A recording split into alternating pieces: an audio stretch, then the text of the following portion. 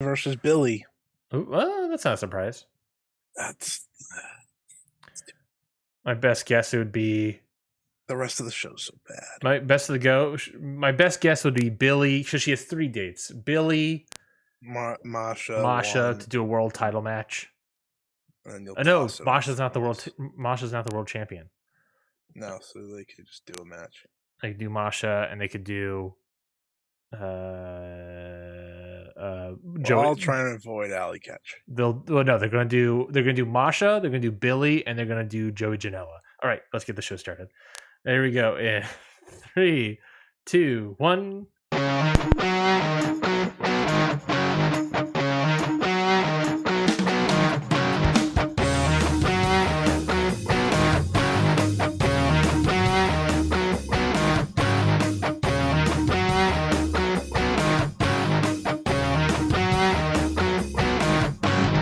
Hello, everybody, and welcome to Ring Post Radio, the only show that goes practically head-to-head with Monday Night Raw. That's right. There are no other programs that go head-to-head with Monday Night Raw. It's only us. Nope.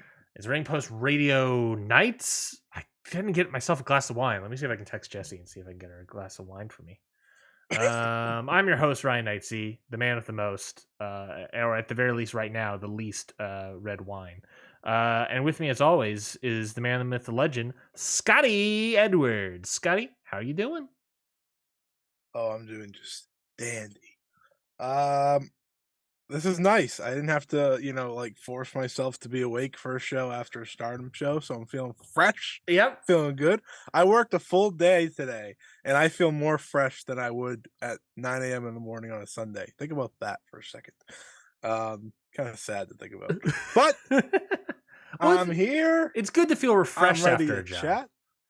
Yeah, well, that was a few hours ago now, so I've since had dinner, lived life. Yeah. Now I'm here. So here for the next 2 hours with all of you. Yeah, baby. We got not a jam-packed show, but we got we got some WWE talk, and then we got a bunch of Japanese wrestling talk. I think it's literally our lead topic is WWE, and the rest of our discussion is Japanese wrestling. That's all we got in the docket for us. God intended. As the show is built to be, freaking, goddamn Japanese wrestling, baby. A lot of stuff happening in Japan, seemingly. So we're gonna talk about it. We're gonna discuss it. Tournament season, baby. Tournament season's practically around the corner. And we're gonna get into it. I guess gotta do the news though. We're just gonna rip the bandage off. You tweeted out that this was a news bit. I didn't write it down, but you want to talk about this news? It has to be a news bit because the only show that I'm talking on today, so it has to be a news bit.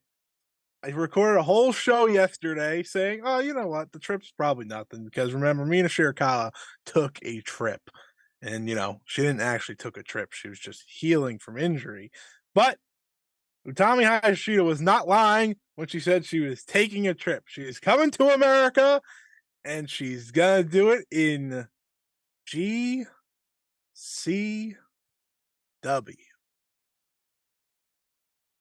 Excuse? I think I choked when I saw the thing. I was like, what?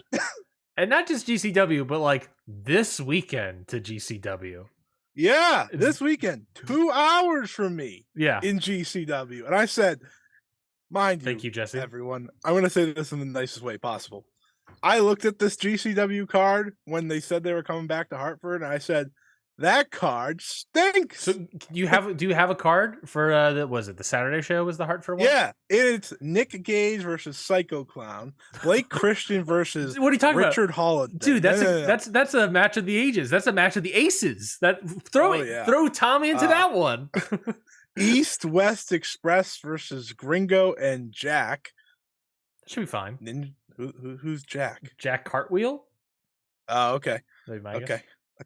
The SAT versus Wasted Youth. Roderick versus John Wayne Murdoch.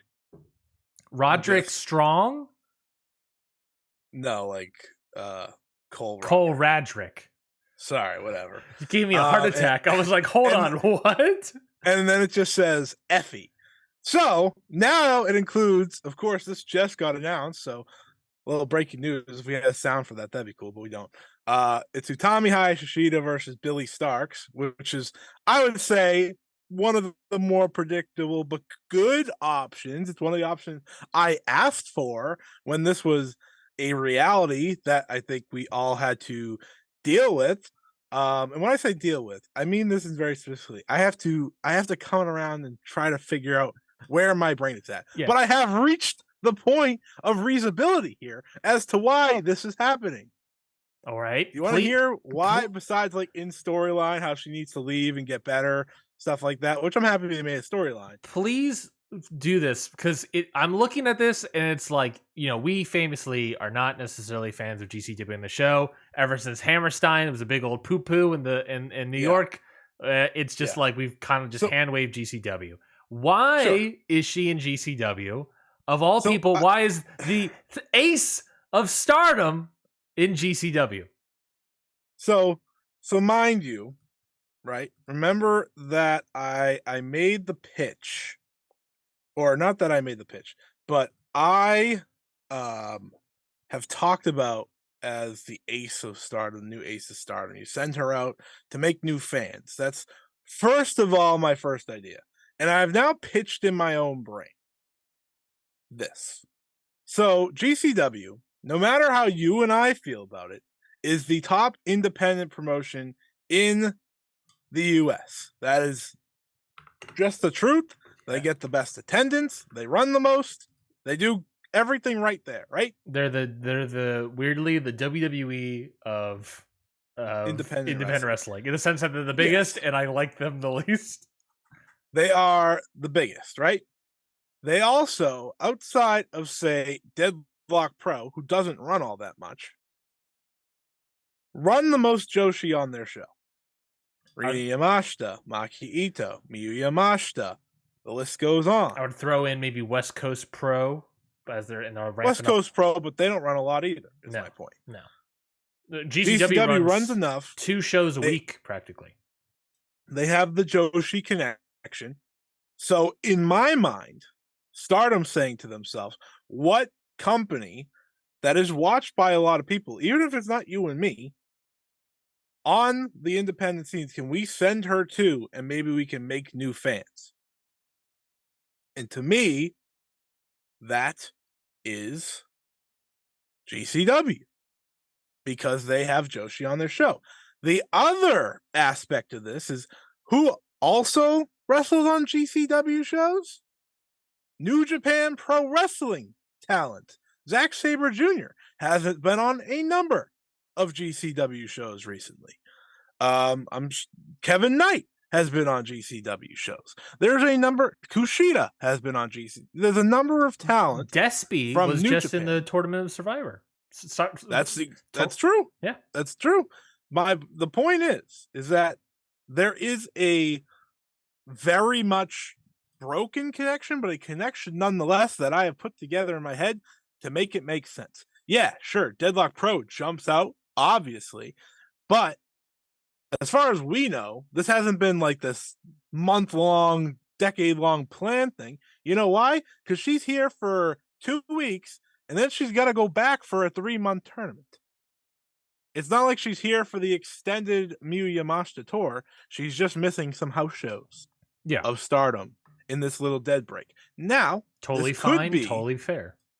This could be the beginning of when they have dead periods of cycling wrestlers out to other parts of the world.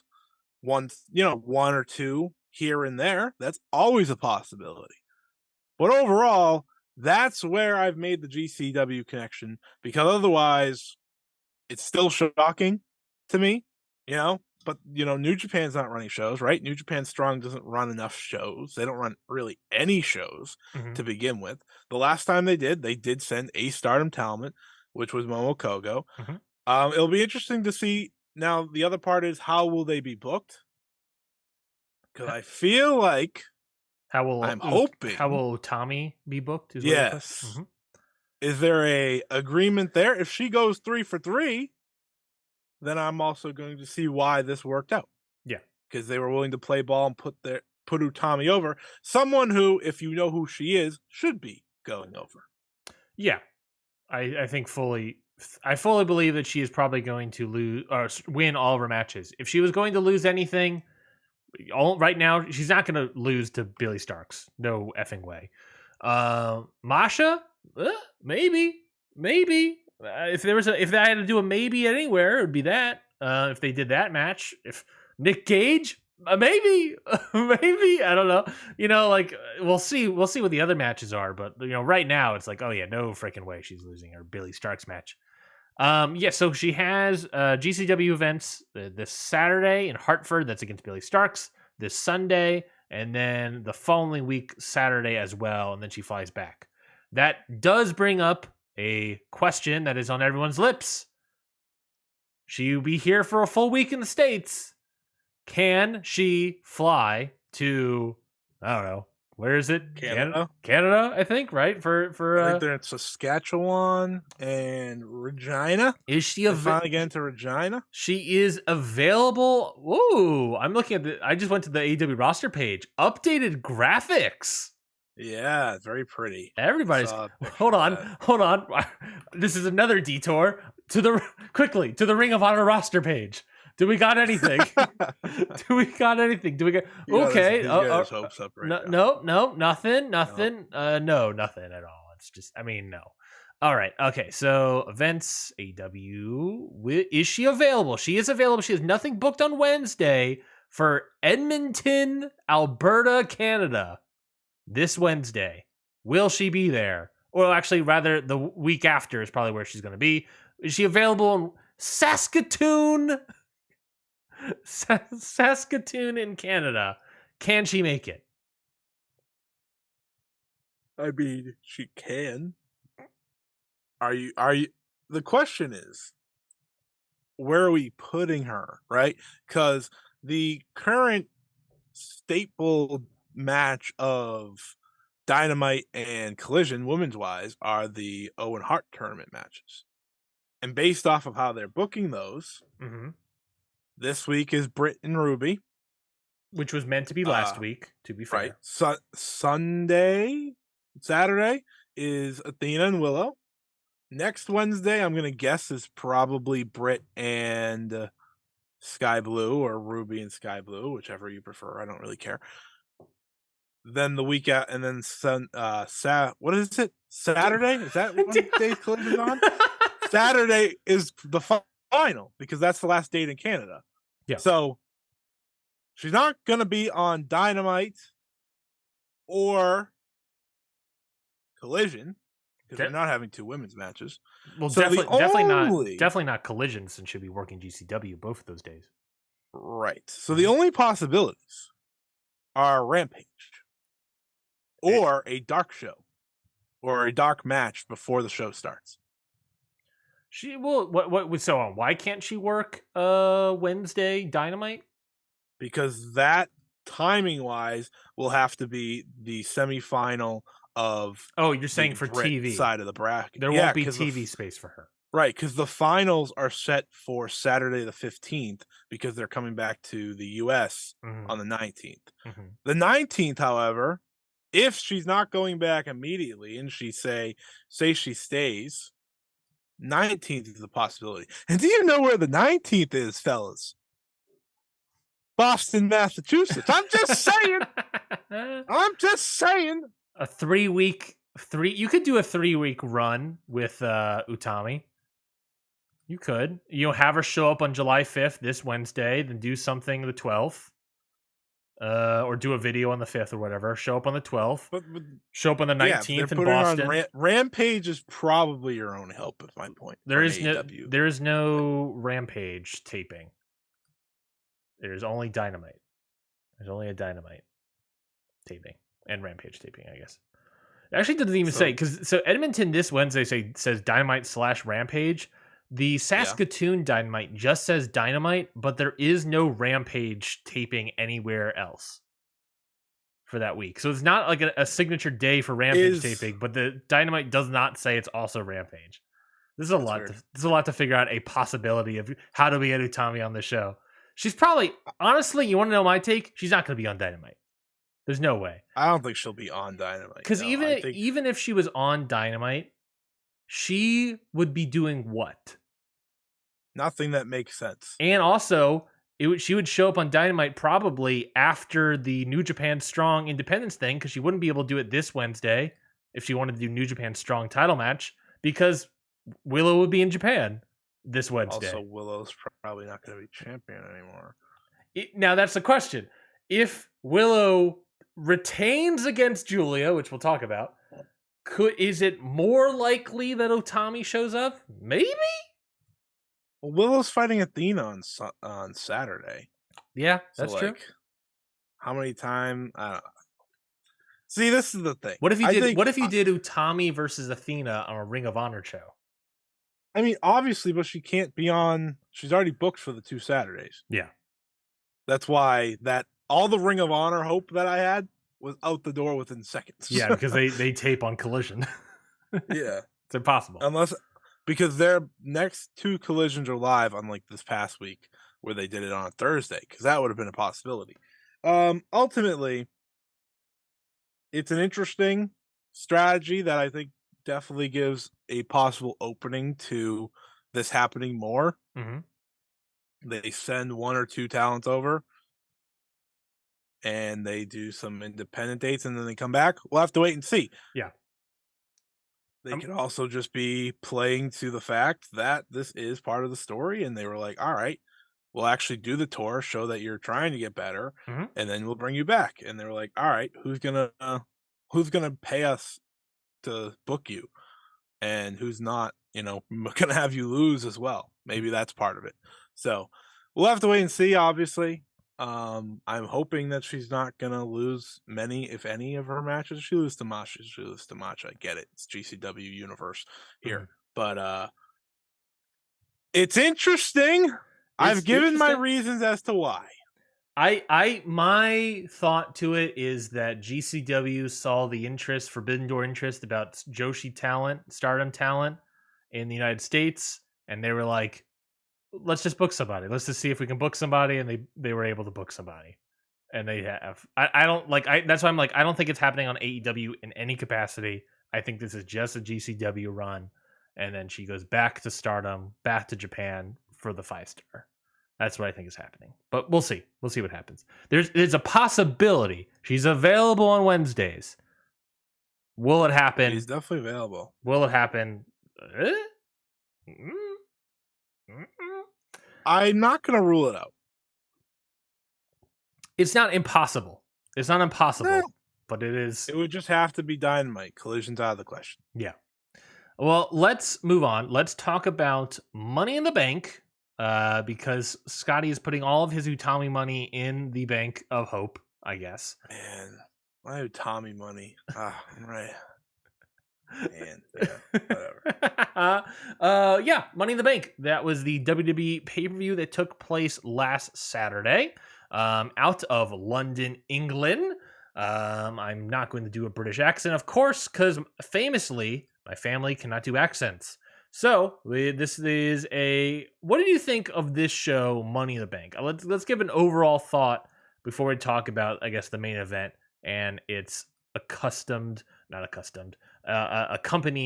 card. What did you think about the show overall?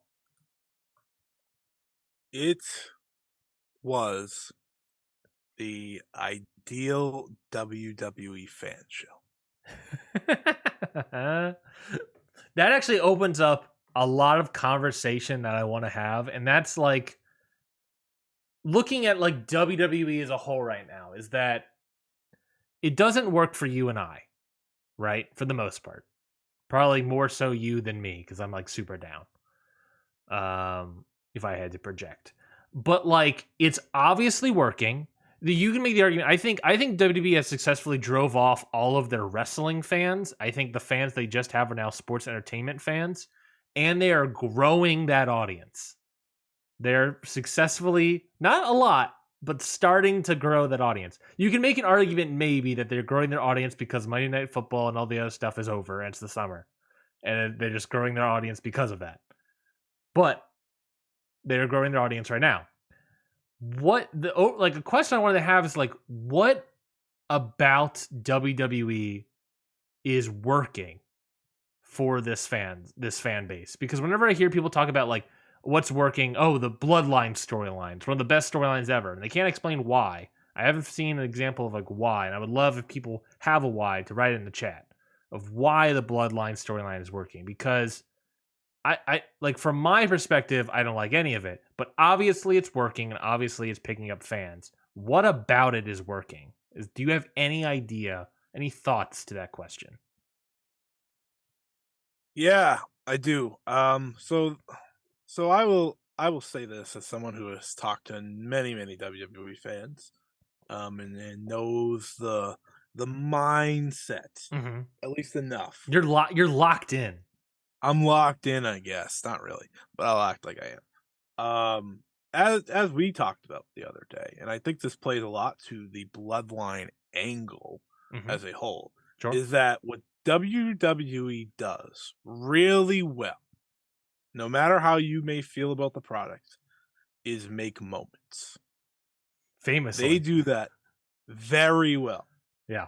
Famously, And they do what that the well. bloodline angle is full of is moments. You can pinpoint moments from all the way back to pretty much the first Jey Uso Roman Reigns match Mm-hmm. to now. That's what they do so well. And the story has had a lot of time put into it from fans and from, you know, the people that work there, Mm-hmm. that you can feel that they really do care about it. Now, does everything work for me? No. But do I understand why everything works for the WWE honest? Do I understand why they are just absolutely destroying the ratings in a not in a TV world where TV's dying?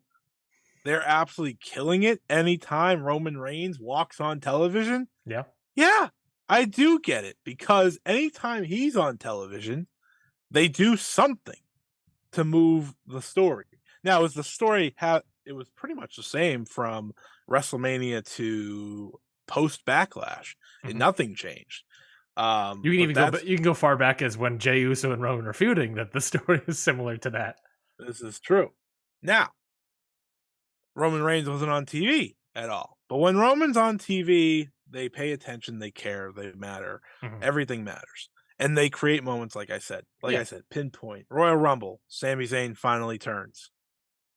Montreal, that entire match and the pizzazz of it and all that. Mm-hmm. WrestleMania, Cody and Roman, and really the lead up to that. There was a lot of moments in that, and of course, Mm-hmm. the moment of Roman retaining.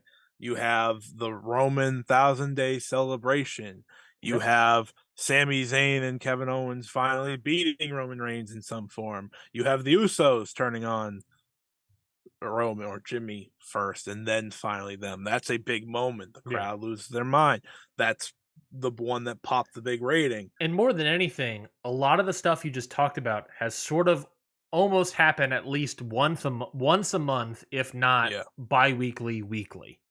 It's pretty much anytime Roman shows up, something happens. Mm-hmm. And now this Which, weekend, which to that point, real quickly, they have connected the dots to that audience of if yeah, Roman's on TV, pay something attention. big story wise is happening. He's not just Yeah, showing up and having a match or whatever. Something important is happening in this yes, overarching story that everyone yes. likes. And I think most hardcore wrestling fans, they don't give a shit. That's the truth.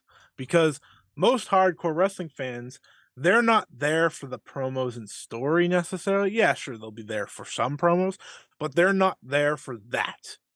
They're there for the wrestling with that. I The love WWE I love a sports good fans, MJF promo, but at the end of the day, I'm there to see I'd rather see him AEW's. wrestle. I'm there to see the main event of And I AEW or think whatever. that's a big telling point too. You'll talk to people, and this is a very fun conversation that I have with some WWE fans. They don't see MJF being the guy, which is very funny because a lot of AEW fans no longer see MJF being the guy because of his promos. And Mm. if WWE fans are judging it just based off that, they don't care about the wrestling matches. AEW is in the same spot. So it's almost like in the end, these hardcore wrestling fans do care about the promos Yeah, of course. and the story. Of They course. just don't deep like that's not why they're here. At the end of the day, they're still gonna be here for the Kenny Omega versus Wheeler Yuta match on Dynamite this week. They're still gonna be here for Vikingo showing up, right? They're still gonna be here for all that. Yeah. The WWE fan, they're going to be here for every moment Roman Reigns is on TV, every little step of this, because it's a story that continues to go. It may take a long freaking time, aka an entire month before anything moves on in this story, but they're going to be there because they know it's going to come back eventually. That's also the point there is that like a lot of the elements are similar. Like Yeah. it might take a long time, long-term storytelling. That two sides of the same coin. Oh, this is taking forever, or some people might see this if they like it as long-term storytelling. It's not, they tell the stories differently. It's like this is the analogy I came up at dinner, and maybe I was hungry and waiting for my food, but this is what I've thought of. It is Hungry thoughts are sometimes the best thoughts. exactly right. It is like if you went out to like a beautiful like Irish pub and you were searching for a great shepherd's pie, beef, carrots, peas, all up in this sort of like mashed potato mix and like a dish, and that's baked, right? That beautiful, beautiful glaze on top. You're out there looking for a beautiful shepherd's pie, and what is handed to you is a steak, mashed potatoes, green beans, and carrots. It's essentially the same elements as a shepherd's pie. It's just not how you wanted it. It's not presented. Other people will like what you've been served, but it's the same. But you won't like it because it's not what you wanted. Us as wrestling fans want a shepherd's pie. Some would say that's a better option. Other people just want steak, mashed potatoes, and veggies on the side. It's the same elements. Like this main event that we'll talk about, the Bloodline Civil War. You know what like comp I can give that match to? Is this the WWE version of the Revolution 2020 show with Hangman Adam Page and Kenny Omega versus the Young Bucks? Yep. A lot of the elements are the same. You got sort of a Civil War bout. You have a lot of drama happening in the middle, but like story beats. It's just presented differently. And for us, Revolution hits hard. And for us, Bloodline Civil War barely hits, barely registers on the Richter scale. But for others, it's huge. And for others, AEW's Revolution match wasn't good. It's just very interesting that like that dichotomy that you can take the same elements, but just based on presentation alone, it can be so divisive in the fan base of wrestlers. If you were to look at the Bloodline story from the moment Roman Reigns returned to WWE to now, right? And you connected them all, just the moments, not the matches, right? I can understand anyone that says it's the greatest or one of the greatest WWE stories ever. Sure. Because you just look at it as the moments, right? As Jey Uso pins Roman Reigns finally, and they play back the low blow that Roman Reigns did all the way back. Yeah, that connects perfectly. But but in our minds, we're including the 15 minutes of nothing in the matches beforehand, and we're including those things. There was a one time in this Roman Reigns reign, and it's been a very long one, that his matches were good. Like up until I think the Cesaro one, maybe off the top of my head, I don't know. I've no memory. It's been a long time. Maybe No just WrestleMania when that was still Thunderdome era. That's like I have no memory. when he beat Daniel Bryan and Edge. Maybe that'll be my safe guess for now because I can't remember. Sure. Those that matches was were WrestleMania. good. WrestleMania match. That was pretty good. And I think he was able to use the no crowd, right? You couldn't do the run-ins and the DQs and stuff like that all the time because there's no crowds that react. Since then, they do that because crowds are going to react. And reaction is better than oh, he just beat him. To them, Mhm. that is what matters. The WWE and its fans, the bloodline. It's a very interesting conversation. I can't sit here and say it's a bad angle because I've watched it and I've been a part of some of the moments where I said, "Oh, that was really good."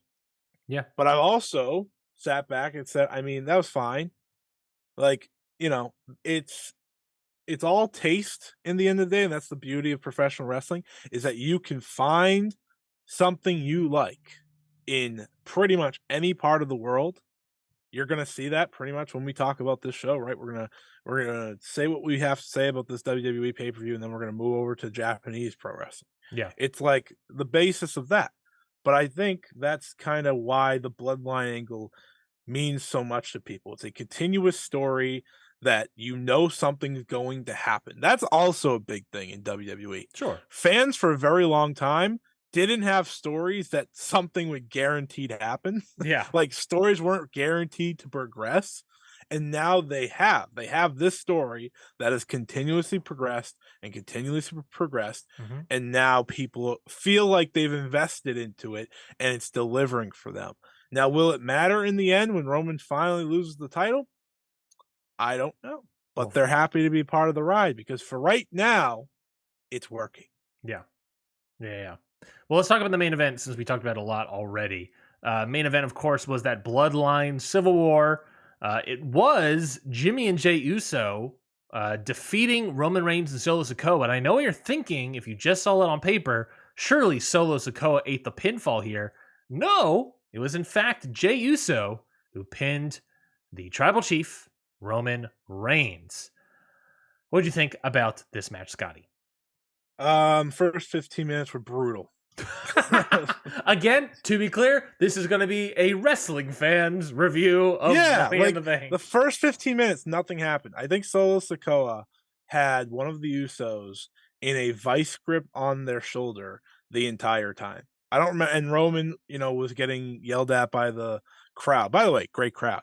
But he was getting yelled at by the crowd and having a freak out on the outside. And like, yes, I'm happy he's reacting because I truly do hate when wrestlers don't react to crowds because I think that's lame. And for a long time, that was WWE's problem where they were just no sell things Yep. that crowds are doing. And Thankfully, Roman's react. not everyone does it still. There's still some people that just No. ignore the crowd straight up. Oh, 100%. They'll just blaze right through it. But I do like that Roman references that. But that was 15 minutes of the match. Yeah. And I just sat there and I was like,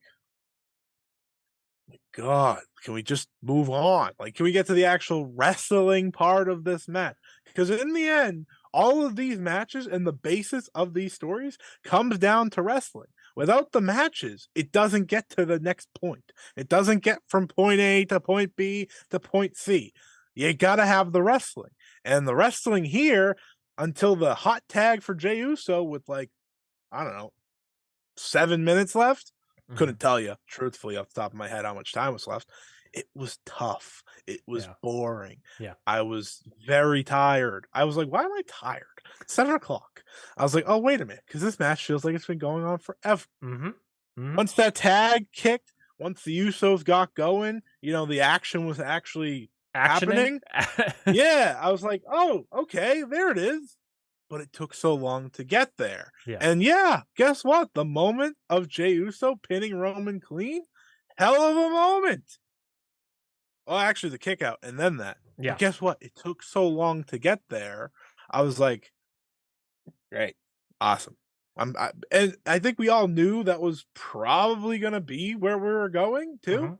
Mhm. Like, Mhm. it's not like I've had a tough time predicting where we're going in this story outside of the Cody loss of stuff. Uh, but you could have done this with or without, and I think there's a conversation for that as well. But either way, the match was tough. Yeah, I It tell you, wasn't bad. It was tough. I messaged you. I was like, if I would like this match way more if it was just like I say this at every Roman Reigns match. If it was just like 5 to 10 minutes shorter, it Yeah, would be so much better. Like, it's just not needed. well, you mentioned like acknowledging the crowd, and I like that as well. But what I don't like about acknowledging the crowd, especially for that amount of time, is that Nothing changes. it's yeah in this, but yeah, it's not building heel heat. is Right. just getting heat on Roman. Like you can't do a hot tag off of the crowd acknowledging the crowd. You know what I mean? Yeah. It's just like you just stand there, acknowledge the crowd, go Right. back. You're Stand not there. building to anything. Yeah, nothing's happening. The match is on pause. And it's fine if you do that. I love a good match where the crowd's chanting "This is awesome" at the beginning, and they haven't locked up yet. They take a pause. They take a pause, and then they lock up and go about and do their business. I'm totally into that, but it's just the constant acknowledgement where it's like it's not. We're not doing anything. It's just extending the time. If we just stopped doing that, if you did it once and then kept going, and then did that, then great. Then we would have shaved like 5 minutes off this match. But it's just like, because I want to see wrestling. My presentations. I want to see wrestling. That's not what this is. The crowd, like you said, it's just the vehicle to tell the story, to get from point A to point B is the wrestling. It doesn't matter what the wrestling is, as long as we get to those moments. Those moments hit. The moments hit the crowd hard. The kick out of the old Roman Reigns, early Roman Reigns, like low blow kick out. I do actually really like that spot. But that hit hard, and the crowd enjoyed it, and it worked. It worked for them. And yeah, you gotta give it to them. You gotta give it to them, I guess, is my answer to that. Opening up the show was the men's Money in the Bank ladder match. Damian Priest got the win. He is Mr. Money in the Bank, beating out the hometown hero Butch, the favorite LA Knight, the celebrity Logan Paul, and then also Ricochet, Santos Escobar, and Shinsuke Nakamura. What do you think about this men's Money in the Bank ladder match, Scotty? See, there's the thing. They gave you at the end of the night the one thing you wanted. So now you don't get anything else that you want the rest of the night. Mm-hmm. Match was whatever. It's every other Money in the Bank ladder match. I was about to. That's what I was going to say. Is that like if you've seen, unless you have, it was a few years ago. It's the It's the. I remember this vividly. It's the Money in the Bank that Brock just came out and won. Yeah, that's like the best one that they've done in terms of like a wrestling match. Yeah, because those guys went through hell. Because wasn't that also the match that had Andrade and Finn Balor, and they did that the powerbomb? Yeah, Andrade bounced. Yeah, yeah, which they did. They did in the women's later in the show. Right, they did that. Yeah, that was it's every Money in the Bank ladder match. The ladder match that year was Ricochet, Braun Strowman, Drew McIntyre, Baron Corbin, Randy Orton, Andrade, Finn, and Mustafa Ali. That was the one where Mustafa Ali was told that originally he was going to win the briefcase, and then last second he was told, when you build the match, do everything you would normally do with the match, and then when you get there, don't do anything and just sit there. Yep. And then Brock came out. Did. Because I remember that match being really good because you had 4 guys that are going to fly and, do stuff, and then you have 4 good bases. Yeah. And that's a big thing. This match was like, all right, I don't care about most of you. I don't want to be a safety police person also too. That Ricochet Logan Paul spot where he drilled his head into the table. That was the idea that they were going for that I read. I was like, that is ridiculous. That was never going to happen. Yeah, LA Knight pushes him off the ladder. They both land exactly on the ropes and springboard Spanish fly through 2 tables. That was never going to work. One person would work. 2 people is not going to work. No. I don't think so. At the very least, fact that they still did it is insane. The fact that they did, my issue with it is like the fact that you did it with such speed. Like you screwed up, and it was like, quickly, we have to get to the spot. And then Ricochet was like, we're going, and then just going. Yeah, Logan Paul was probably terrified at that point. Yeah, because he was like, all right. It's like if you just took another half second to make sure you get the spot together safely. It just felt like Ricochet was like, oh, he screwed up the spot. Let's go quickly. Go, go, go. And it just pulls him. Like, because Ricochet got his balance and Logan Paul was like falling still. And he just went, It was a very ugly spot. Also, this is just a me thing. Stop putting Shinsuke Nakamura in ladder matches. I couldn't want to see a guy less in a ladder match than Shinsuke Nakamura. This is like the second or third time he's been in one of these, and I'm like, why? One of these days he'll win one. Same thing of No, he Ricochet. One won't. of these days they'll win a Money in the Bank ladder match. Ricochet's placement in these matches are perfect Yeah. because he's almost always the highlight. Just this time, they almost killed each other. Yeah. Because they tried the dumbest possible thing. Damon Priest gets the win. So assuming he's not LA Knight, not Logan Paul, Damon Priest gets the win. Whatever your thoughts on those are, we can talk about as well. But the thing I want to ask about is that with Damon Priest getting the win, this is the presumption that he is a future world champion within the year. Do you think what heel Judgment Day Damien Priest currently is a big enough act to be a world champion, main eventer, maybe world champion? Is he beating Roman? Is he beating Seth? Or do you think that they have to build him up a lot more, or whatever, to get him? Man, he's not big enough to be an NXT champion. Come on. I'm not a big Damien Priest guy. Wasn't a big Punishment Martinez guy. So this isn't like a WWE bad situation. This is I've never really been a big Damien Priest fan. No, he's always been a good mid-card guy, and that's okay.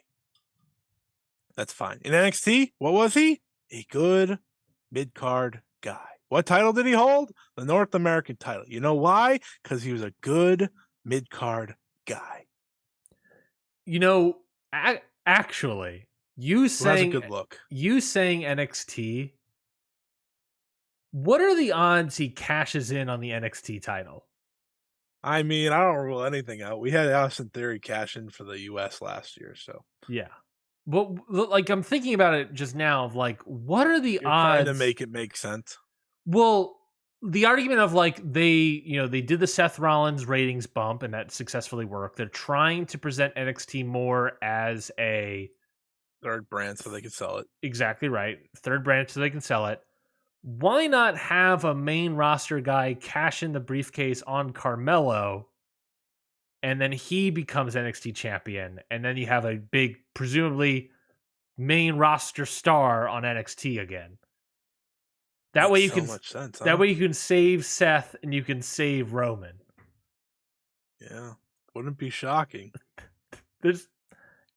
I don't think it's out of the question. I don't think so either.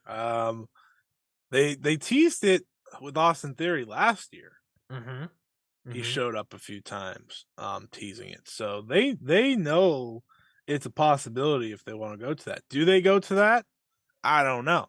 Ultimately, the briefcase is used to cause a strain between the Judgment Day. It's not for I don't think it's for Damien Priest to win something. He will win something. Yeah. But I don't think that's the number one worry right now. Also, shout out to Io Sky, the second longest reigning women's Money in the Bank winner ever.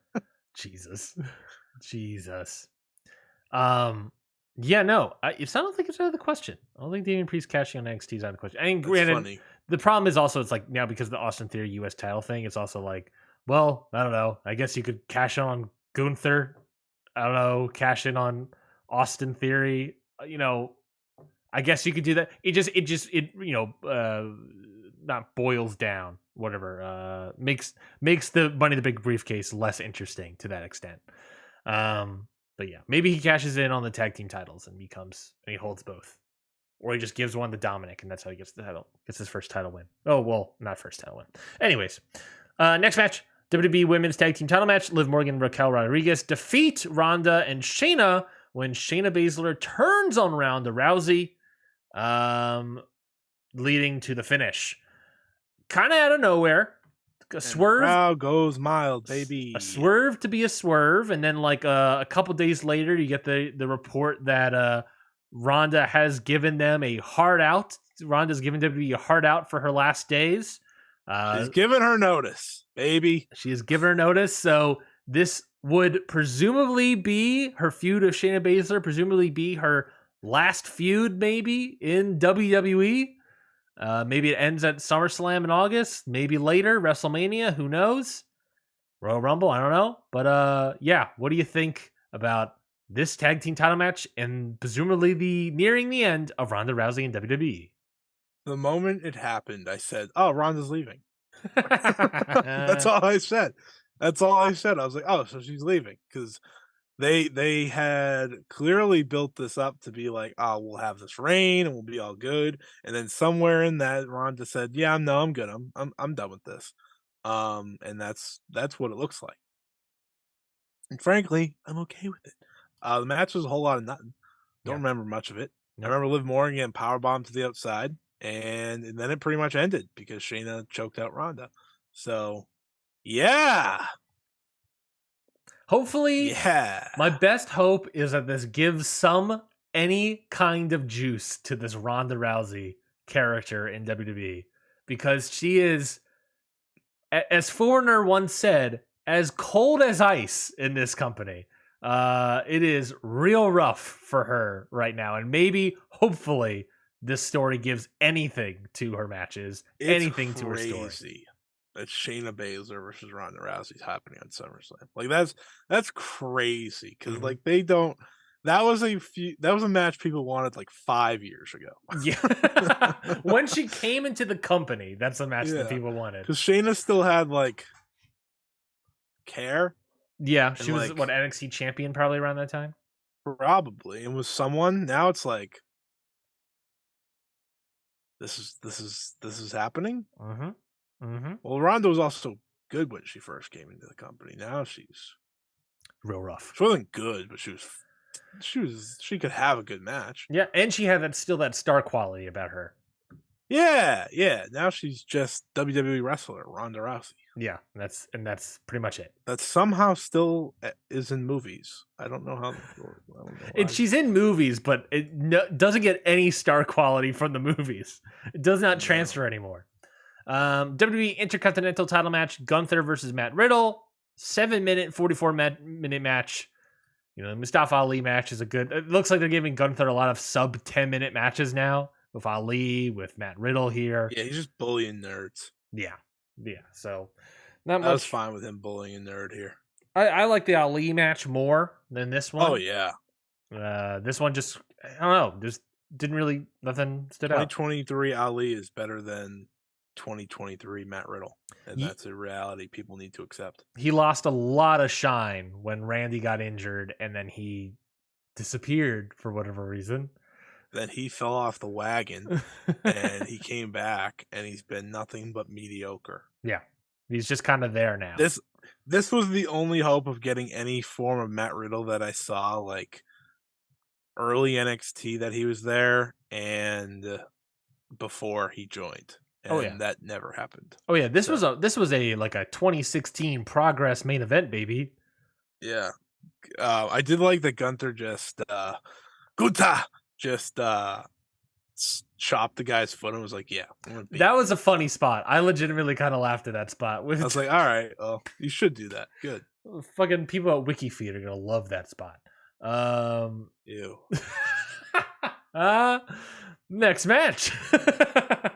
Cody Rhodes defeats Dominic Mysterio. Singles match This here. was Cody Rhodes, middle of the card. Middle of the someone gonna card. attack me for this. This was the most perfect match on the card. What? Hear me out. Explain. Explain, sir. It went exactly as a match build Cody Rhodes versus Dominic Mysterio should go. All of Dominic's offense is because Rhea Ripley hit Cody, Mhm. and that lasted maybe a minute, and then Cody just beat him. That's probably true. That's exactly yeah, what happened, and it was perfect. exactly Like as it should be. they didn't do any smoke and mirrors bullshit and have like Brock come out or something or screw him. I mean, Brock's gonna obviously come out probably like tonight or something. Mhm. But they didn't screw Cody. They just had him beat Dominic. I Yeah. don't like Dominic. Dominic's really bad at wrestling. Like he is yeah, I get it. He gets booed. Congratulations. You know who also got booed and no one liked? Baron Corbin. You want to be compared to Baron Corbin? No. You know why Baron Corbin's better than Dominic Mysterio? Because I've seen Baron Corbin have a capable match Mhm. that isn't against his father. Because his father is a legend. Baron Corbin. That's actually a Shout good. out Cody Rhodes. That's I a pretty can't good believe pal. how over he still is. They sang his song. Oh yeah.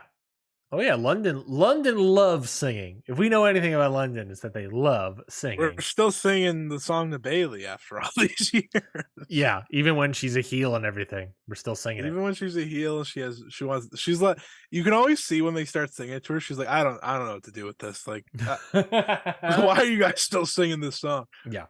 But yeah, good on Cody. He gets a win right before SummerSlam with Brock, presumably again in like a, I don't know, best 2 out of 3 falls gimmick, or maybe like steel cage, and then Cody does a moonsault. I don't know. Probably that's what it's gonna be. Because then then Brock and Wardlow, that's the comp. Women's Money in the Bank ladder match. Io Sky is able to win, be the longest reigning women's Money in the Bank holder, defeating Bailey, Becky Lynch, Trish Stratus, Zelina Vega, and Zoe Stark. They did. We talked about the Andrade spot. Zelina and Trish. Oof. There's any spot with the two of them together, any spot with them in general, that just not. It's just there's that spot where Trish does is doing a push-up position on the ladder, and Zelina walks over, and it's the clunkiest spot. So does bad. Does anyone want to tell Trish to stop doing the athletic stuff that she thinks she can do from 20 years ago? Because it always looks bad. My favorite was near the beginning of the match. There's a ladder on the outside. Becky Irish whips Trish into the ladder. And instead of really doing a front flip bump, Trish does a handstand into the back bump onto the ladder. And it's just it looked really foolish. It's you don't have to do that. Just do a flip. This was a real clunker. Yeah, this was very clunky. On our preview a week ago, I said it was going to be the Io Shirai carry job. And boy, did I nail that one. Who had all the big moments? Io. She had the moonsault from the top, picture perfect. Yep. She had the closing thing. I liked what they did with Bailey and her, where they made it seem like she was going to cost Bailey was going to cost Io, and Io wasn't going to win. But then Becky comes in, they're fighting, and obviously these are the 3 people you should have the match come down to. No offense to the other 3, full offense to the other 3. I don't really care. And at some point, Becky has handcuffs on her wrist. Yes. So here's how I feel about this spot. It was a smart, creative spot, but for the love of God, WWE, you guys camera cut so many times. This is the one time you focused on someone's face and it fell out of Bailey's mouth because she they're going through the thing. They were in the most awkward position. I was like, this is the one time you don't camera cut, really. But I like the spot that Io handcuffs them both and climbs over and wins. I thought that was very creative. That was very fun. But boy, oh boy, was this a clunky match. Not only climbs over, but climbs over Bailey, her teammate. Deserved. Bailey dumped her. What? Damage Control. Sorry. I was trying to remember what her team was called. Damage Control's story, no offense to Dakota Kai, has gotten a lot better since Dakota Kai.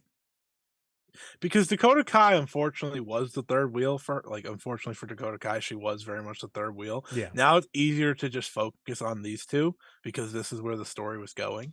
And Io's Money in the Bank, and I can almost guarantee you she'll be a winner because it would be stupid not to. Yeah. So what? So we're gonna have her beat Rhea Ripley or have her beat Asuka? I mean, Asuka would be more interesting. Rhea Ripley's not. Even though Raw could use another woman on their side, because ooh boy, howdy, is it bad? Yeah. No, it'll be Asuka. Yeah. So we're moving her over to SmackDown, I guess, in the process. She's already on SmackDown. Is she? I don't know. Yeah. Like I said, Raw's really bad. I thought she was on Raw. Fully thought she was on Raw. Raw's top women included a leaving Ronda Rousey, Becky Lynch, Rhea Ripley, Trish Stratus, maybe. Trish Stratus, Zoe Stark, Raquel Gonzalez, and Liv Morgan. Rodriguez? What is her name now? Raquel Rodriguez. Sorry, it used to be Gonzalez, and then they said, nope, not anymore. No, you got to get rid of that. I don't know why. There's not much of a difference. Then the World Heavyweight Title match: Seth Rollins versus Finn Balor. What did you think of What a this? nothing match. Yeah, I, I have been under the impression, I've said this on the show, that I think Seth Rollins is on a really good run right now. mm-hmm. His matches are often entertaining. Blah, blah, blah. You get the point. Full on He had the crowd best. connection. Yeah, he had the best AJ Styles match I've seen in years. At Mm-hmm. wait, I'll get it. Night of Champions. Well, Was that it would have Night been of yeah, that would Champions? have been the Saudi show. Yeah, that was Night of Okay. Champions. All right. At Night of Champions, right? He's had some good matches on TV, right? Mm-hmm. Oh my God. This match was like, all right, we just got it started. And then Damian Priest walks out and it's over. And I'm like, cool. Also, Finn Balor's washed, but that's fine. Yeah, I mean, the match is basically built around Seth's ribs, right? And so it's just like a rib injury match. And then Damian Priest comes out, and then you got And the some, match absolutely falls off the rails. and then you got some Because stuff. they just stare at him. Yeah. Oh, he has a Money in the Bank briefcase. Oh, he walked near me. Now I can't hit the coup. Like, what are we doing?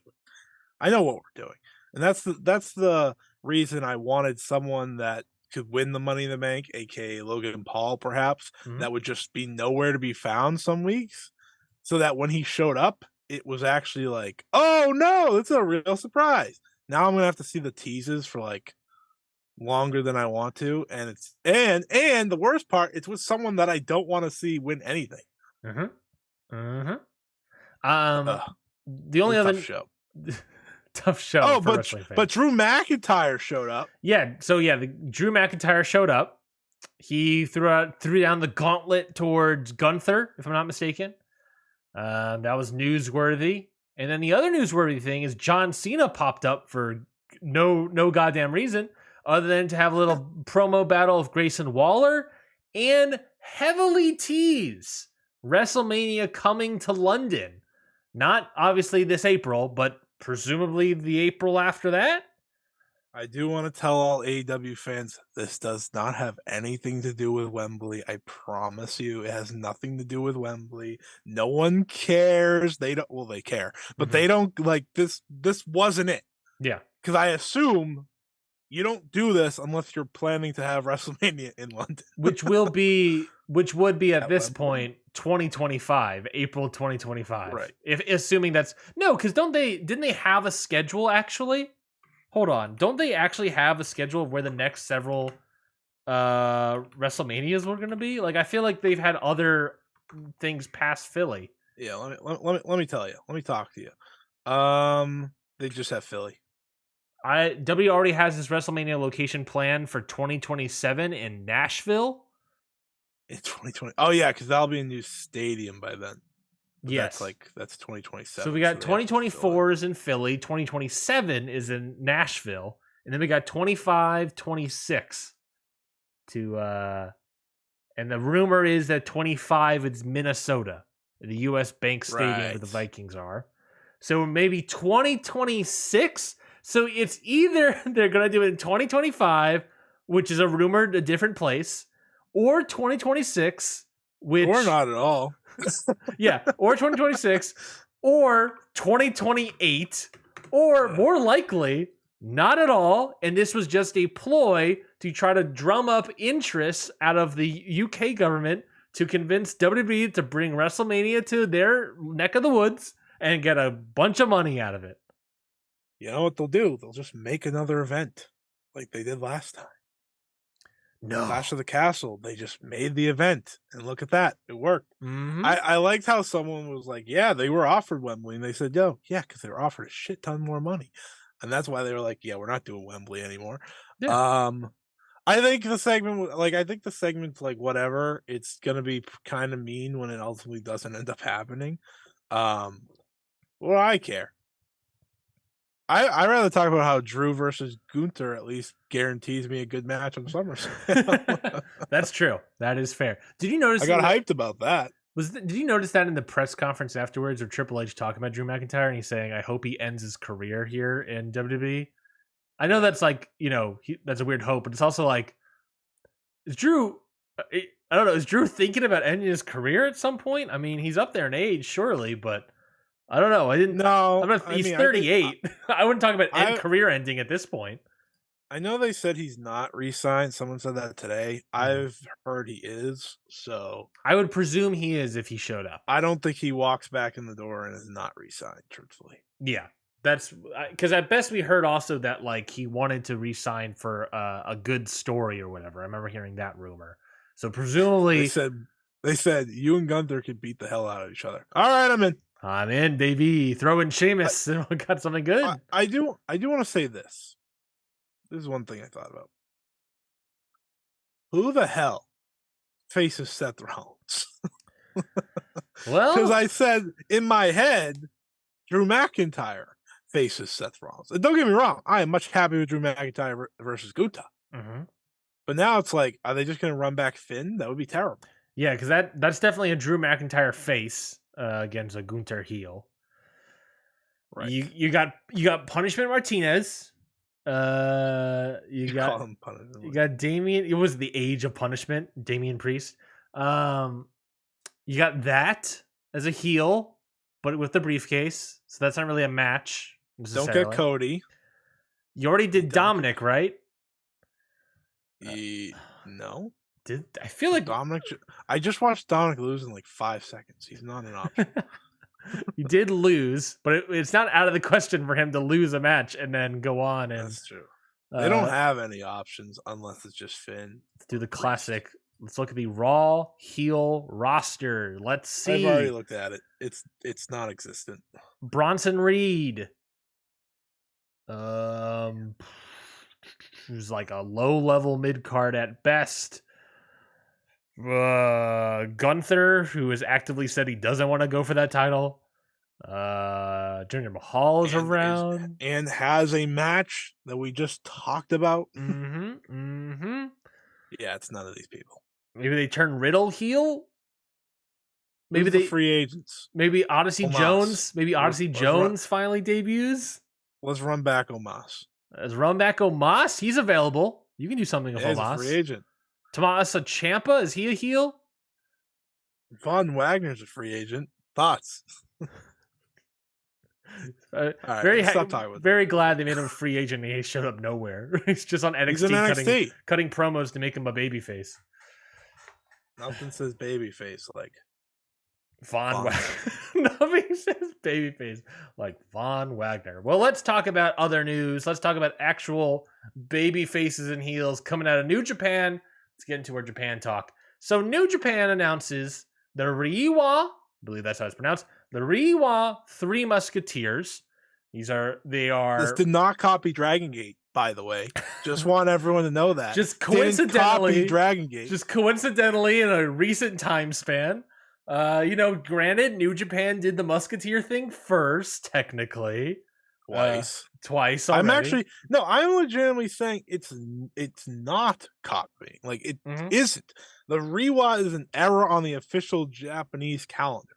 That's not taking from Dragon Gate. Yeah. It's just a thing. Yeah, it's just a thing. It's just and the Three Musketeers. I think at best it's coincidental. But yes, the Reiwa Three Musketeers, New Japan has officially branded 3 members of the roster, Shota Umino, Ren Narita, and Gene Blasting himself, Yota Tsuji, as the Reiwa Three Musketeers, filling the shoes of the second group of Musketeers, Shinsuke Nakamura, Katsuya Shibata, and Hiroshi Tanahashi. Shibari! And Hiroshi Tanahashi. And along with the first group, which was Shinya Hashimoto, Chono, and Muto. There's real connections to the last one and this one. Because I kind of see Shinsuke, Yoda, Tsuji, they kind of have that same like vibe. They're just really cool. Obviously, Shooter and Ren Narita. Not Shooter. Shibati, and then Shooter and Tanahashi. I'm a big fan of them doing this. I know a lot of people are either on one side or the other, because one side they're like, "What do you mean, new generation? They've been around for years." I'm like, okay, Uh-huh. It's not the point. It's not the That's point. not the point. They're all, like, 12 still Mhm. compa in New Japan years. Um, that's not the point. Yeah. Or some people think it's, like, too much pressure on them, Mhm. but it's already been made a story. The whole point of them doing this is to make all 3 absolutely hate the idea, which they've all tweeted, "We don't like this idea." They're like, "What? I didn't agree to this." Because they're gonna be rivals. And Just like the other 2 groups of Three Musketeers as yeah, rivals and partners at various times. yep. And I don't know if people forgot this part, but Yu Uemura, who I know people are having heart attacks about, I think he's Impact for life. Mhm. Uh, this is an easy story for him to walk back into. Yeah. Of I'm not a Three Musketeer, I'm just that guy. Yeah. They can do that easily. Or Mhm. he's a junior and we can all just shut up. That could happen too. You never know. He's small. He's beefy, but he's small. Yeah. Yeah, yeah. Although he can put some lifts in those shoes. Yeah, At the end of the day, what this is that they're officially branding the new era around these guys. We as they knew should. we knew like the Naito Okada era ended a couple years ago. Then the pandemic happened, and it was just a rough transition. But now we're firmly in this, as you said, the Rewa term. We're firmly in this new era. We're firmly pushing these guys. I think another thing that's also been splitting between people is that you have, it could either be Muto, Hashimoto, and Shono. It could be Tanahashi and Shibata and all these things, but it also could be the four pillars in AEW, where it's like a lot of people are like, I don't know about these four guys. I don't really know. MJF, sure, but the other three, Darby. I mean, yeah, Darby, Yeah. but there's a steep drop off point. It could be rough.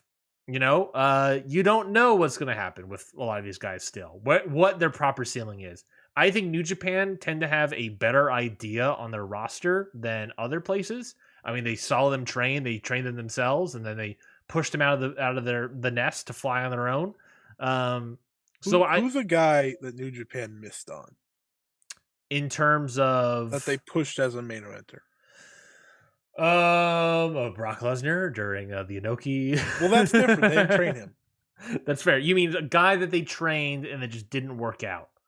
Yeah. There's a couple guys, but a lot of them like fan out as like young lions. I mean, Yeah. this guy had other circumstances, but whoever remember that super Oh, jacked dude? Kitamura. Yeah. Yes. That guy Rest was in like peace. that. He had a lot of promise, and then I think he got like a motorcycle accident or something, and then just kind Yeah, of he had disappeared. injuries. He's now unfortunately passed away. Yeah. Um, but Yep. yeah, I remember him. I remember seeing him and I was like, "Oh, that's the guy." But that's different. Like, like? My point is, their track record is so good. Yeah. They don't really miss on these And they also, I ever. think they understand people's point is that they think Yota Tsuji is good. They make him in a main event level immediately. Yeah, They think Master Wato needs still some growth to get better. They make they him wait. like a low level junior and then Yeah, slowly build him back up. they know what they have. Yeah, They know what they have. And they've always known. They're that's very good at it too. they are. They are. They don't usually miss on. Now they're pushing these guys in a shot. Do I think Shooter and Yoda Suji will be fine? Yep. Yeah. Jury's out on Ren Narita, though. Tell you that right now. Well, I think that an interesting question as well is that you have Muto, Shinya Hashimoto, and Chono. Shinya Hashimoto leaves at some point. You have Shibati, Tanahashi, and Nakamura. Shibata leaves at some point. Obviously, Nakamura eventually does as well, but Shibata Yeah, leaves but during Nakamura's done. Shibata leaves during like prime Musketeer time. Yeah. Which of the Rewa Three Musketeers are what? Who's leaving? It's got to be Shooter going to AEW, right? Like it's got to be that guy.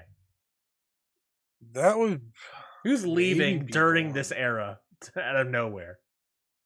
I could, I mean, I guess Shooter's the only one that would make any sense right now because Sure. he's the only one. He's the only one that has connections anywhere else. Yeah. If he didn't have connections anywhere else, we'd be like, I don't know. We'd just probably say Ren Narita because he's the worst one. Ren Narita to Noah. Now we're talking. Take on Kaito Kiyomiya. Take on Saxon Huxley? You kidding me? Yeah, no, I like that they did this. I like that there's now a story in place automatically. Yeah. They're all going to be looked at in a different way by the roster, Yep. which creates stories naturally that way. And it creates a story for the G1. They're all in the same block. Yeah, it's we're going to immediately rank the Three Musketeers in this G1 Yep. coming up. Yep.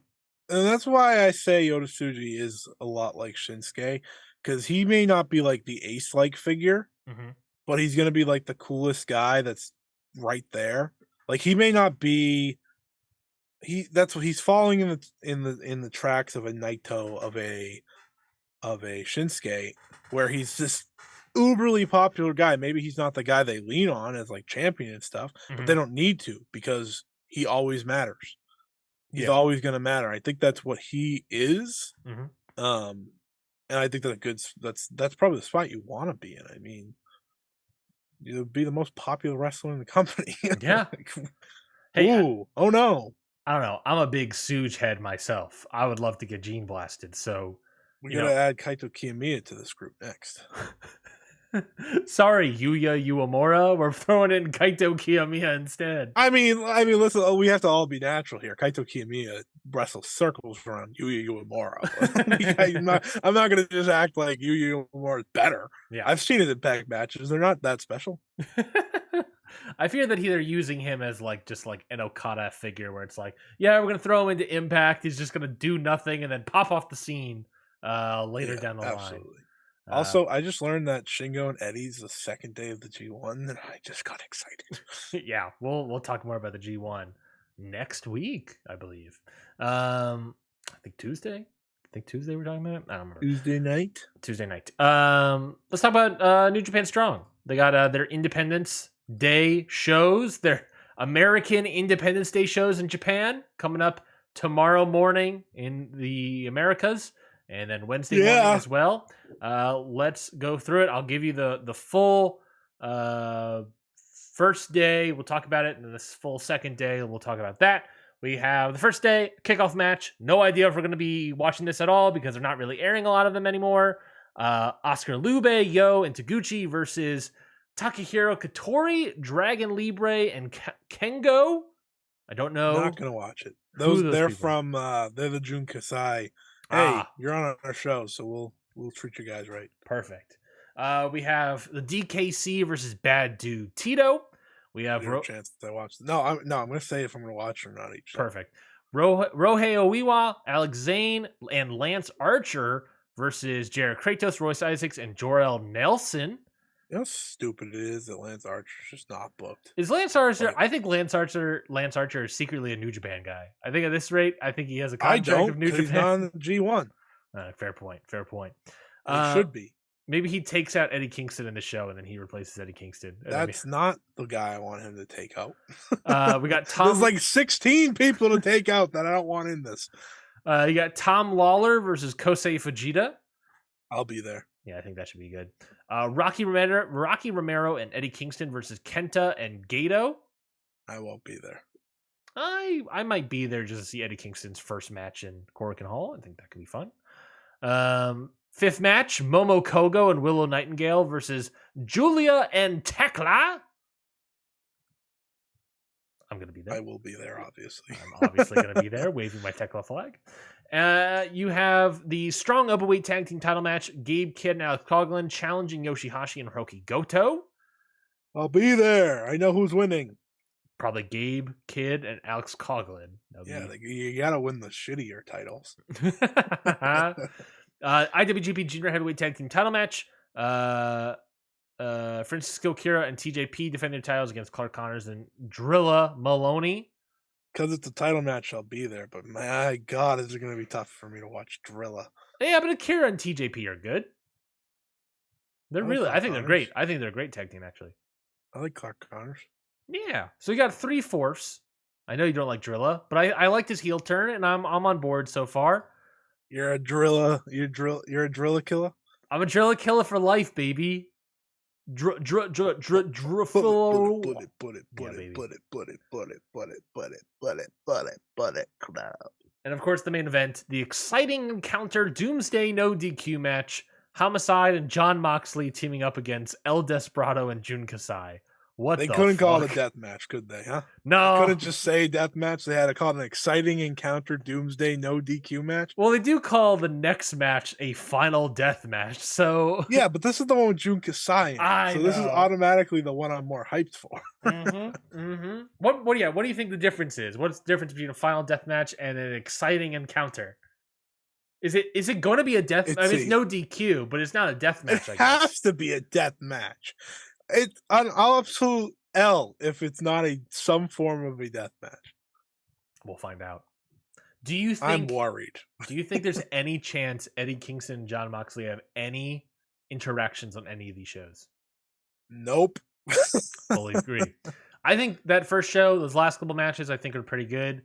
I think that, like you said, that Tom Lawler Fujita match, I'm gonna watch. I'm probably gonna watch JR Kratos and all of them against whatever. Yeah, of course you will. Of course, because I'm a JR Kratos lover. Look, man, JR Kratos is pretty good. It's pretty good. I like giving people huge Kratos guy. I like giving people a pat on the back when I think they're pretty good. Pretty good. July 5th, you have New Japan Strong Independence Day here. Kickoff matches. A bunch of other people that are probably going to see. And then the first match, Oscar Lube versus JR Kratos. Oh, yeah, you're watching that one. I've never seen a match that said Ryan more than that one. There's some beef. There's some beef there. The only way you can make this better if you replace Oscar Lube with Bolton Oleg. That would have been. I would have watched that. That's a battle of the beef. That's a battle of the beef right there, baby. Second match, Roheiwa and Homicide. Yeah, baby. Turn on Fire Pro Wrestling and hit random versus Francisco Akira and TJP. Ask me how much I'm excited to see Homicide wrestle. NWA's Homicide, right? Sure. I presume still. Whatever you say, man. Do you think that this match tells that Akira and TJP are going to lose the IWGP Junior Tag titles, or do you think they are going to retain? Yes, it does tell me that. Because they could. It looks like the next match could easily be a tag title match. Yeah, because it's like this could be a tag title match if they wanted to. The other match could be a tag team title match. The other match is Rocky Romero and Yo versus Clark Connors and Drilla Maloney. Oh, baby. There's a possibility that one of these could turn into a tag team title match. Rocky Romero is the best wrestler in that match. Yeah. yeah, I can agree with that. But yeah, I don't know. I think that there's a good chance that'll be a tag team title match, but then it also means that like randomly being here after not being in the Best of Super Juniors is so funny. I wish Alex Zane was around here more. He's very good in New Japan. Alex Zane and Lance Archer versus Fujita and Bad Dude Tito. Fifth match. No. I have a complaint. Sure. I have a complaint. Sure. Why can't they just get Lance Archer in meaningful matches? Like, what do I have to do, Tony Khan? What do I have to do, Gato? He's gonna be on Wrestling Revolver, the same show Keith Lee's gonna be on. I just hope Sami Callihan books them against each other. You know, there were two big beefy men being disrespected. Those are two big beefy men being disrespected. I love me some Lance Archer. I'll probably watch this. I'm not gonna lie to you. Let's throw Lance into the Bolton Oleg JR Kratos dream match. Yeah, but why don't we just do Lance Archer versus Bolton Oleg? Kratos? Oh yeah, no, that's a good one too. Let's just get. I want to see more Bolton Oleg. That's what I want to see. Good beast. Fifth match: DKC, Tomohiro Ishii, and Hiroshi Tanahashi versus Jorel Nelson, Royce Isaacs, and Tom Lawler. Ishii and Tanahashi popping up on the show. We're so close. So close to a good net. So close. Strong women's title match. Willow Nightingale defending her title against Julia. They couldn't have picked an older render for Julia. I know, it's like our first this year is literally in Stardom. like when she walked into Stardom. This is ridiculous. Yeah, that should be good. Yeah, I'm looking forward to that one. We talked about it when the match got announced. Fully believe Julia will be winning this one. I will be shocked. Yeah, if she loses. Yeah, The presumption here is also that this match was going to be Julia versus Mercedes, and that's upsetting. That's the next Stardom wrestler probably to go to America, though. But who, Julia? Besides Yeah. Utami? Well, yeah, but that'll be on a strong show because it'll probably be just to face Mercedes. That's a good point. Mercedes got to be like a month away or less. I have no idea. I have no It's been idea. her forever. Also, the reason I think Julia wins is because Willow's not supposed to have the title in the first place. What if they do Julia versus Mercedes Moné, if she's healed enough, in the TD Garden Arena in Boston, Mass. at Dynamite? I win, mother truckers. They won't do that because they got to do blood and guts there instead. Well, they could still do it. They could load up the show that way. I do not want that match done in a 2-ring setting. I hate 2 rings. Ruins the whole dynamic. You know, someone's going to try to do like a springboard gimmick, like Sammy Guevara or something. Sammy Guevara. IWGP 7th match here. IWGP Tag Team title match. Gabe Kidd and Alex Coughlin again challenging for Yoshihashi and Goto. What are the odds this match is better or worse than the match previous, the night previous? Yeah, this is the most intriguing part of these 2 nights, right? Because it's like, are they gonna have 2 good matches, or are they gonna just rein it in? Like, what? Because like, Gabe and Alex Coughlin are gonna be going out there like guns a blazing, right? Yeah, because they're hungry. The War Dogs, Roof, yeah, whatever they're called, they're hungry. They want to deliver. We've never seen them in this book. We haven't seen them unless you watch the Road 2 shows, and I did not watch those. But we haven't seen them in this big a match as a duo. So yeah. I think they're going to go all out no matter what. Comes down to the little vets on the other side. Are they going to go all out when they're losing on night 1? Because I think they're losing. I think the best winning this one. I think the best way to make this match interesting is for Gabe Kidd and Alex Coughlin to essentially steamroll Yoshihashi and Goto on night 1. That would be good. And then night 2, it's like, oh shit, okay.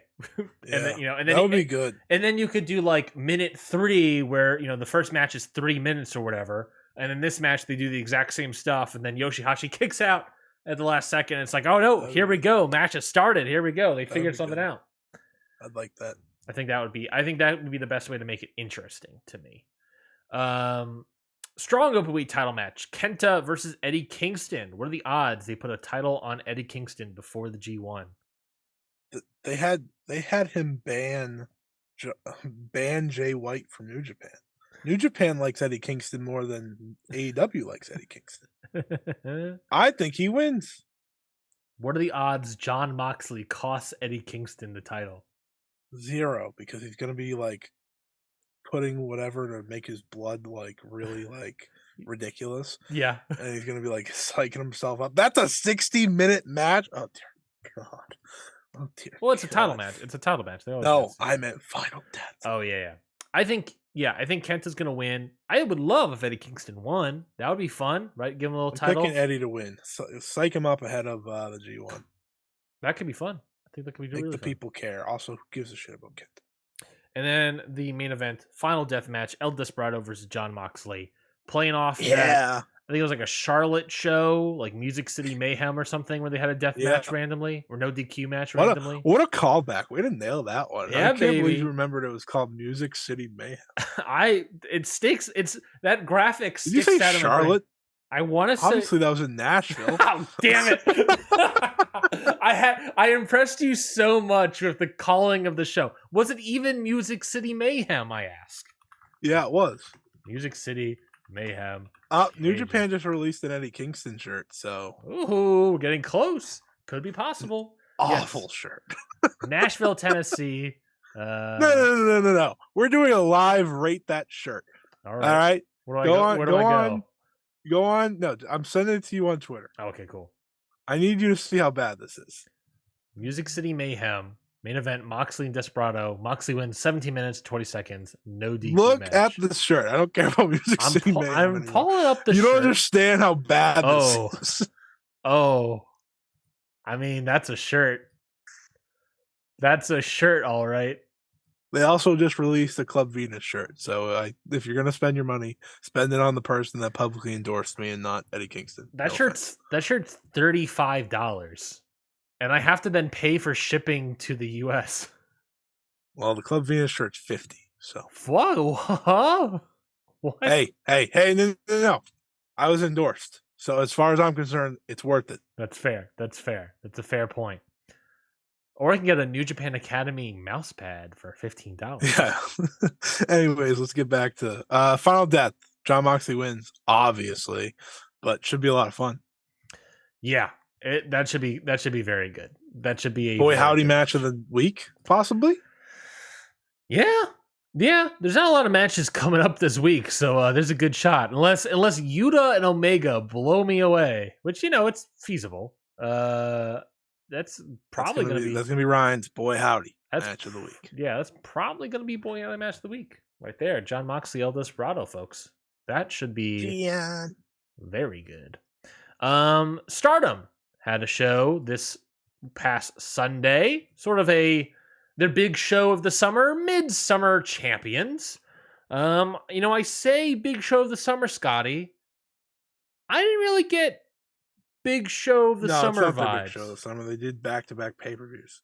Yeah, I kind of feel like they split the big show of the summer across 2 weeks. That's what, in the summer, now that's what they do. They do 2 big shows. Like last year, they did Fight in the Top. No, they did 2 Midsummer Champion shows, actually. Yes, they were Fight to the Top, the steel Instead cage of match. making it 1, they made it 2.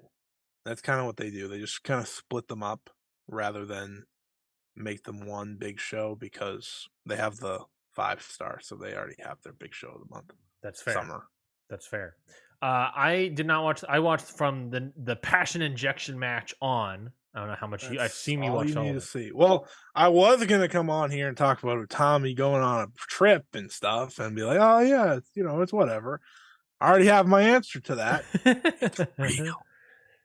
So did you have any? Did you have any takes about the other tag multi-man matches? No, because nothing happened. Fair enough. Everything was Utami related. Beautiful. Oh, it looks like, by the way, Cody Rhodes might be challenging Seth Rollins on WWE Monday Night Raw. Well, that's not going to happen. Brock's going to absolutely ruin that. Yeah. Oh, well, Brock can challenge Seth. I guess that's there. That'll be the big heel. Passion Injection match. Nanae Takahashi defeats Starlight Kid. I ask you, Scotty, was Passion successfully injected into Starlight Kid? It was a good match. I don't know. I don't know if she needed the Passion injection like everyone else. I have to pay for the Independence Day shows? Yes. They are on pay-per-view, I guess. Right? Are they on Fight as well? I think they might be on Fight. No, they're not on Fight. They're not on Fight anymore. Nothing's on Fight anymore. Darn. I am hurt. Yeah. I'm not paying for these. Well, how am I supposed to see Julian Willow immediately? Well, looks like I'm gonna wait a couple hours on Wednesday. God. Some people, all right, whatever. How dare they need to take money? Passion was injected. I won. Should have lost. She didn't lose. I thought she was gonna win with the Momo latch. She was learning from Momo Nakanishi. That didn't happen, but it's okay because now we're gonna get some match that involves Momo Nakanishi, and that's pretty cool. Mm-hmm. Remember when Starlight Kid was like last year, like the next big thing? Yeah, she's on the downswing right now because she did a lot last year. She did a lot for 2 years. From when she left Stars, yeah, to pretty much the end of the year event last year when they lost the titles to Providence. Yeah, she had a title. She pretty much won the high speed, won the tags, won the trios. Now it's like, all right, we're gonna put you on the back burner over here for a little bit. Put you in New Blood. give you a little rest. She is a champion currently. She is the New Blood Tag Team Champion. So she's still a champion. True. She's just on the back burner right now, which is okay for. I think she's 21. I think she'll be okay. I just wish that Stardom downswings weren't as long as they feel like they are, or as they typically are. Well, I mean there's a lot of people on the That roster. Itami Yeah, the downswing was Itami like a one was year. long. The Itami one was long. Shuri's wasn't as long. Yeah, I mean, I don't know. Shuri's still kind of on the Well, downswing. she had the Hashimoto stuff That's true. that she could build to. Itami literally just was on a downswing. That's and true. Did nothing. That is true. Until like a month ago. I thought this match was pretty good, but that's all I got for you. Other than Starlight Kid, come on, let's do something with her. High speed title match. Well, actually, no, it was the Goddesses of Stardom. As I like to say, Mina ruined a lot of things, and I don't mean that in a mean way. Mina changed a lot of how the trajectory of certain titles and things were going. That's why we have double champ Tam. It's why we, it's why Saya's reign ended to Mina, and like it changed a lot. Yeah. It's probably why Starlight Kid's on such a downturn. It's why Suzu Suzuki's awaiting her first big story. Like there's a lot going on here, and it all has to do with Mina, and that's not a bad thing because Mina absolutely should have won the title. But that's part of the thing because they set up their booking so far in advance. I'm not talking about Suzu. Suzu's different because she just came in, but they set their booking up, and you could tell. Like I thought a year ago, after Mirai lost, that Mirai or Starlight Kid were winning. By the end of the 5-star, I said, "All right, Mirai's definitely winning the title." And then the Mina stuff happened, and it's like, I'll push back on that just a little bit. I agree that Mina should have won, but knowing now, or kind of in the moment, I guess, as well, how many things that affected, would it have been better to not put the title on Mina and just do the plans for everything else you have? Because it just feels like it extended a little bit of the percolating in the background, extended a little bit of the coldness for a lot of people, just for like another month. I mean, I was leading up to Mina winning. I said Mina shouldn't win. So I was already on board. That's a good point. Not doing that. You did say that. We do have audio record. There is a post Mina winning that I did say, oh well, she's made it work, and then she, immediately dropped it, like I had predicted, because I've nailed the predictions. Things have happened, and it makes certain people cold. Like Starlight Kid, I still think was going to have the downturn, but I also think Starlight Kid was going to be in the Wonder hunt a little sooner. Maybe agree. Even like now, because the Mina to Tam stuff that took up 3 months. Of matches. That's potentially 3 Mirai defenses. And maybe this match was the Mirai versus Starlight Kid or something.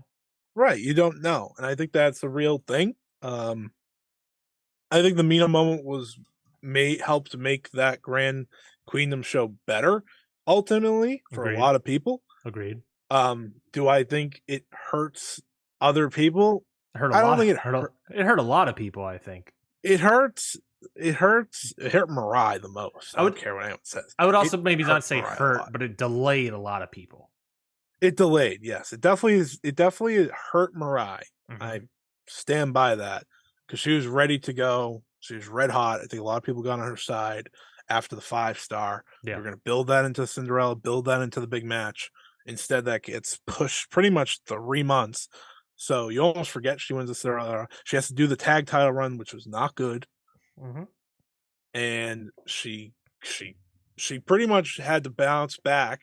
And I think, all things considered, and we'll get to this, Tam was a good person to help her bounce back.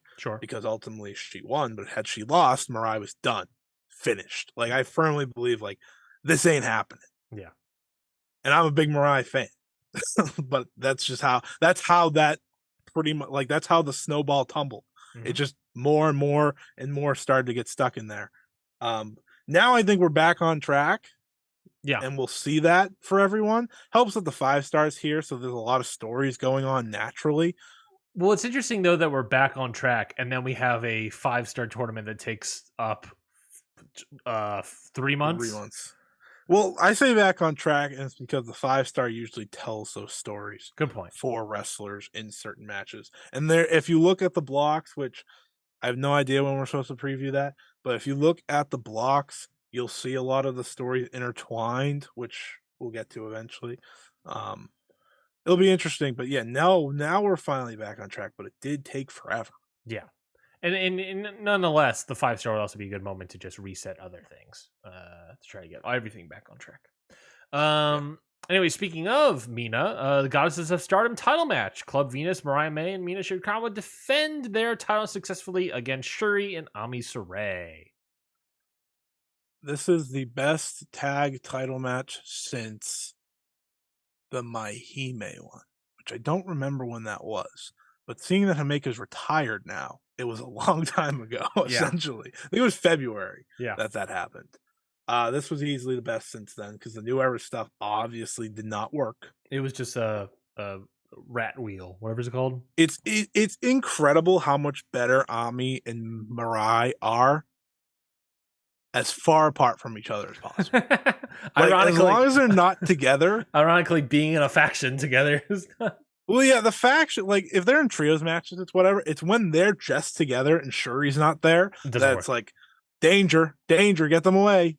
Because I thought Ami looked better in this match than I've seen her look all year, and she didn't even do that much. She just chopped, she just chopped Mariah May and a few things. But even that was better than pretty much all of her showings. And then she got absolutely yeeted by Mariah May, so that was pretty good. That was great German in there. And then they left it down to Mina and Shuri, which I'm not going to complain about. That was the best possible combo. Yeah. Mina pinning Shuri obviously is a big deal. Mm-hmm. That's a big deal, and they don't face each other in the 5-star, which is a shame. But big deal for Mina. Also, maybe plays to Shuri being rusty, because she hasn't done much, and maybe that's a little story they could tell. But ultimately, I had a good time with it. It was my second favorite match of the night. Very good. I thought the match was, again, a lot of these matches I thought were pretty good. Like, I wasn't blown away really by anything for me. But yeah, pretty good. No, I like Mariah May in Stardom a lot. I think she fits really well. I thought she was a very good pick. And seeing her for whatever reason reminded me of that Royal Quest show where they like got a Mariah May, like they wanted to get Mariah May but couldn't remember her name and messaged somebody else. They picked the wrong people for that one. Who was I always forget who is Ava that? White. Ava White. I don't even know who that is. Has she done anything since? There's no way. There's no way. I mean, she's maybe. I don't even think she's been on like Rev Pro or something since. She's not a real wrestler. She's not. She's not even on cage. I was going to say she doesn't have a cage match or anything. Oh, poor Ava White. She was bad. She was really bad. She was real bad. High speed title match. Saki Kashima defeats Fukigen Death. It was a 3-minute match, so not much really to say here. But I liked seeing Fukigen Death, and I thought the match was. It was whatever. It wasn't a match. It was the match. It was all about the story after the match. That's the entire purpose of this match. You're gonna have Oedo Tai beat Saki Kashima down, then have Shuri and Ami ultimately save her. Yep. That leads to Saki joining God's Eye, which I thought was the best fit because I think Saki just giving God's Eye another wrestler. Yeah. That's always around was important, but now you can have Shuri and Saki work off of each other, which based off their history will be entertaining. Yeah. Because, Saki went from I never want to wrestle you again to now can you please protect me so I don't get beat up anymore? And I think that's very funny. It gives Shuri something to do. Yeah. I think they win tag titles, truthfully, those two, because it's like the oddball type couple, except now they're in the same faction. Somewhere down the road, not anytime soon. I was gonna say you could do it next and do 3 God's Eye teams back to back to back. You could do that. That would be a bold strat. But yeah, you never know. You never know. No, they'll probably push that off because I don't think I think they've actually kept Saki away from teaming with Shuri for like the first few house shows. So perfect. It's like she's with the other two instead. Beautiful. Which again will help them break that up. Mm-hmm. Wonder of Stardom title match. Mirai, as we sort of already alluded to, defeats Tam Nakano to win the Wonder of Stardom title. As we sort of talked about before, this is probably a long time coming, and she finally wins it. And I thought the match was pretty good as well. I thought it was really good.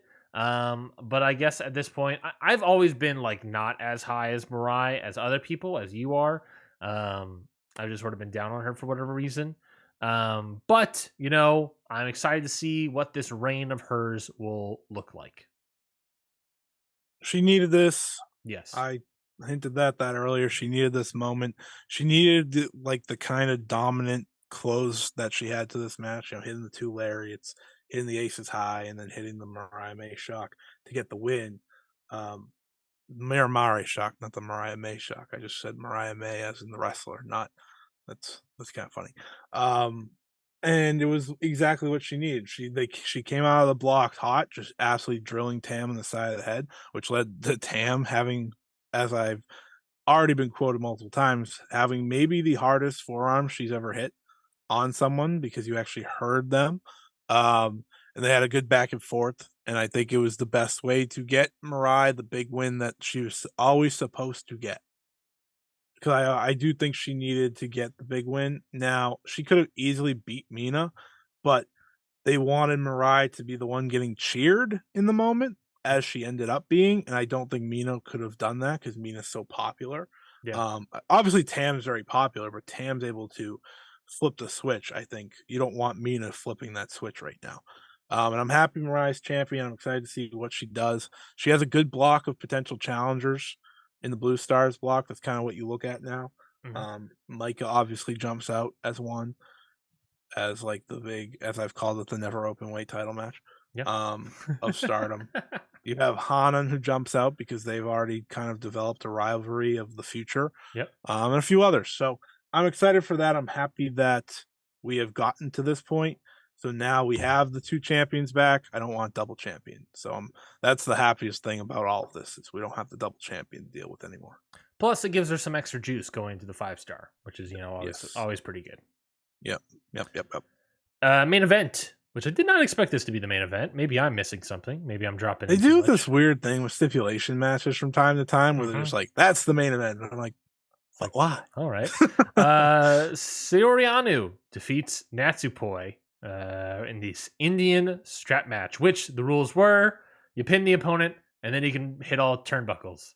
And so there's a lot of pinning. I thought the Yeah. crowd was real dead for this match. Oh yeah. I think everyone from the crowd to the wrestlers were trying to figure out what was going on. Yeah, it felt disjointed. The crowd, I mean, there was good work in it, but then there was like constant moments, just like most strap matches. But especially in this one, because Oh I yeah. felt like the strap was too short, where they were just getting tangled in it constantly. Uh, I think it was the strap was too long. you think it was too long? Maybe I missed something. Yeah, Maybe I need to because watch it that's again. why they got tangled. Had it been and it's Oh, I funny guess because that's a I good was point. scared. That is a good point. Yeah, because they had to hold it the whole time. Hmm. I was scared that the strap was gonna be too short, and then it ended up being too long. Yeah, And I do think that limited them. I just sat there watching it and I was like, man, imagine if this was a normal singles match. They absolutely kill it. Be fantastic. But it's not. no, So I have to go through the struggle of this trap match. I don't blame them for this. It's like this is the stipulation. I don't usually like many stipulations in wrestling anymore unless it's like a needed steel cage or a I don't really like ladder matches anymore in any form. I rarely like I guess I don't even know, maybe falls count anywhere? Is that because like that's what Jericho and Strong did, and that was good. Is that was a lot of fun. But that that what was that also was? like that was more like involved and had a lot of good Yeah. Well, spots. it's just like you've got stipulation matches. You gotta have the meaningful stipulation to me. And while the idea of this was meaningful, if you know their past history, I just think having a normal match would have just everyone would have been happier, And including them. And as someone that definitely does not know anything about their past history, I was like, no, whatever. Right. Um, Yeah. The strap. I don't like strap matches no, I don't like strap matches. because I the four corners thing is like the weirdest rule especially ever. adding like the pinfalls element to it. I was just like, oh come on, just no, no. Yeah. I don't like I, I like anything pinfall. like I like pinfalls when they mean something, and doing a yeah. pinfall Yeah. constantly. I never really like pinfalls that are unless you're gonna do like an iron person match, which I don't even like, or a 2 out of 3 falls, which I would prefer because that's a meaningful Yeah. falls. I mean, I even don't even want Iron Man has meaningful falls. They give you points to get you all yeah, the it's way. just I forget what Iron Man match I watched last year. There was so many falls. I was like, "This is fucking stupid." There are I like Iron Man matches that properly do falls like real ones and not just like Yeah, a bunch of short quick falls. and they should also all be 30 minutes long. Yeah. I watched cuz I've been not rewatching, but I've been watching old TNA shows. And they A did like weird thing to do. I know. They did a like a 3 matches in one night, not necessarily back to back, but AJ Styles versus Jerry Lynn, which on paper, it's got to be good. So, But like, 3 stages of hell? essentially, they had one match Okay. that was a false count anywhere as the first Oh, match, so that is 3 stages and of then the hell. semi-main was a no DQ match, and then the main event was an Iron Man, like a 10-minute, I think, Iron Man match. Um, but the second match ended with a Styles clash onto a chair off the top rope from AJ Styles to Lynn. And then he got the pinfall. Then the Iron match started, and then AJ Styles pinned Jerry Lynn for 2 more falls. And I thought that was That very makes creative, sense. a very creative way Yeah, to get that going.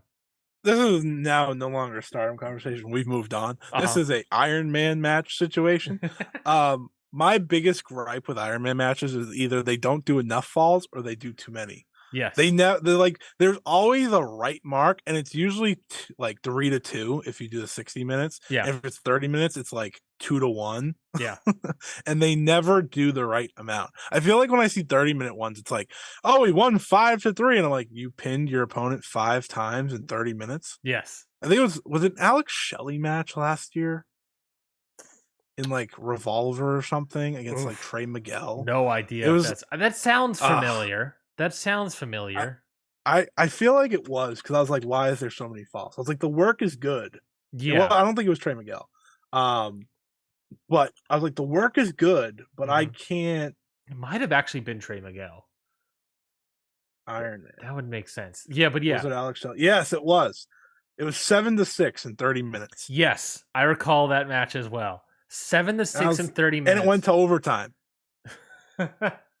So That's also my other gripe. We always have to go to overtime. I already watched a whole 30+ minute match. I don't want to go to overtime. I got other wrestling to watch. What are we doing? Don't do overtime. Because that's what I assume. I assume it was 6-6 in 30 minutes.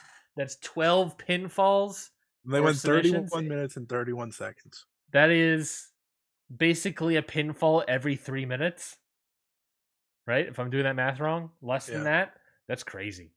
That's too Yeah, that's much. too many. That's Too just many. too many. Let's move on. Ibushi, Kota Ibushi is finally back in Japan, not for New Japan, but rather announced at GLEAT's second year anniversary show. A video aired showing that Kota Ibushi, will coming to the promotion Friday, August 14th. It's being held in the The Sumo biggest show Hall in Tokyo. Don't know if this is just a one-off or if this is a contracted sort of thing, but I don't really think GLEAT has any of those kind of people. But yeah, Kota Ibushi coming back to Japan, but in GLEAT. I I had a bit for the day of that I don't remember, but it was definitely going to be mocking you for mocking Gleet all those times ago. I know it's not called Gleet, but I'm calling it Gleet on the show. It's GLEAT. Um, He's great. He's it's GLEAT. yeah, I know it's like Gleet, but I'm calling it Gleet for this show. And I remember like you were like, it's whatever. Now they got Kota Ibushi. Oh yeah, I'm watching. You know for a fact I'm watching this match. Oh, you have to, because here's why.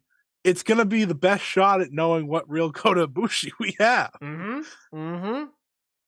That's a great point. That GCW match was not good. I did not like that one bit. I don't want to talk about the Joey Janela match. And the and the speedball one was like 5 minutes. Yeah, the speedball one was not that good either. And it was the blood sport, so Yeah. it doesn't even count.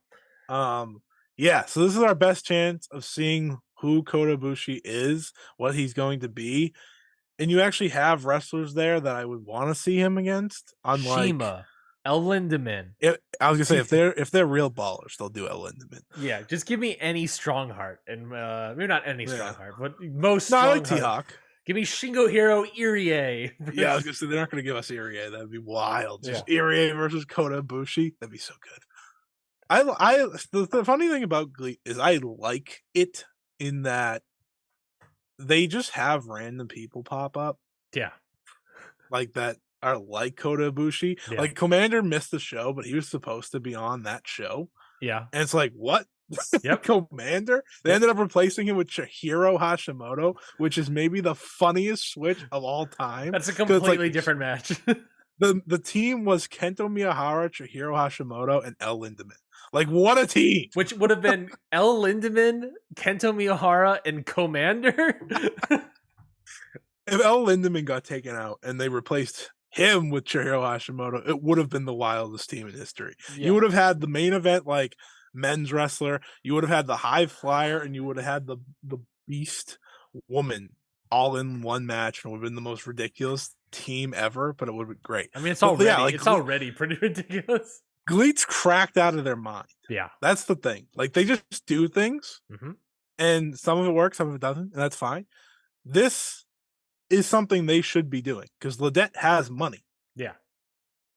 They're the only, not the only company anymore, but they were the first company to start working with New Japan Mm-hmm.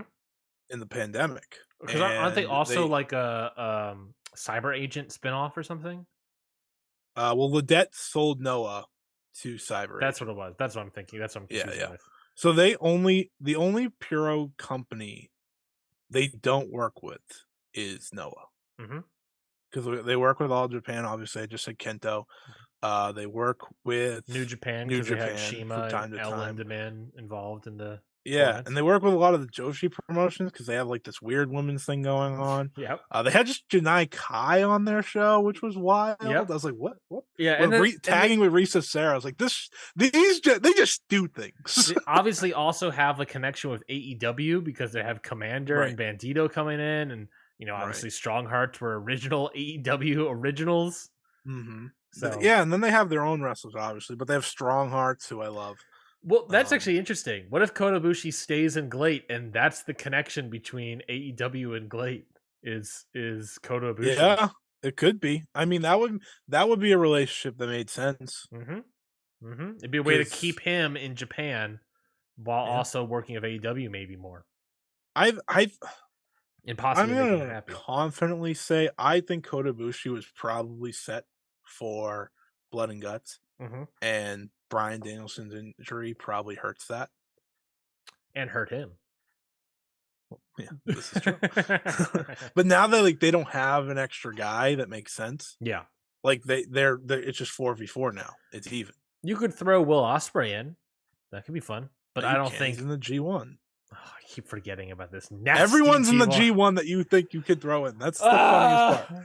You could the throw G1 in. You could throw in Chase Owens. He's BCC through and through. That's disgusting. I have a pitch. All right. Throw in CM Punk. Just saying. I say you throw in Ace Steel. Let's do it, baby. Let's put him in a cage like a dog, baby. Throw in Larry. That's what we're gonna do. Make it a Kennel from Hell match. Hey, you could see a Punk. It would make the most sense. It all in kayfabe sense, or not even, but in wrestling sense. Who's a rival that would be able to go against the Elite, but able to team with BCC? I don't think I don't think Moxley cares that much. No, I know, but you're saying in kayfabe sense. Well, they're heels, and they're heels. He's not a heel yet, but he would have to be a heel by then. They're heels, but they stay with memories and history. Who could you put? Who could you put? In all seriousness, if Kota Ibushi's supposed to be in that match, do not go to the AEW roster page. Loading up AEW roster page. Let's see. Luchasaurus doesn't have a graphic with the TNT title yet. I just think that's funny. He's not the TNT champion. So. I want to scroll down to Christian, and I hope he has the TNT title in his photo. That's what I want to see. He does not, but that would be fantastic. Ooh. Who? Big Bill. Put Big Bill in there. Now we're talking, baby. I love Big Bill. Anthony Ogogo. Poof. I don't know. You just go. Don't have anyone. You could say F it and just put Evil Uno in there, and just that's something. There you go. That's something. Oh, I don't even want to talk about that. I don't even want to talk about the never ending the never-ending stuff with the Dark Order and Hangman. It's flown the coop. It's flown the coop. Let's Yeah. just let it go. No, I agree. No I one agree. no one cares. I don't think Yeah, but it'll just be 4-on-4, and that's okay. I think it should be Johnny TV. Ugh, disgusting. I Agreed. like this new roster page. It looks good. It looks very good. Wait a minute. So they took Trench off, but not Parker Bordeaux? No, Parker Bordeaux is still on. Trench is off. This is baloney. Trench never got a fair shake. He never got a single match. Brutal, you got cut. brutal. Speaking of, did you hear that Sadie Gibbs was coming back to wrestling? Remember her?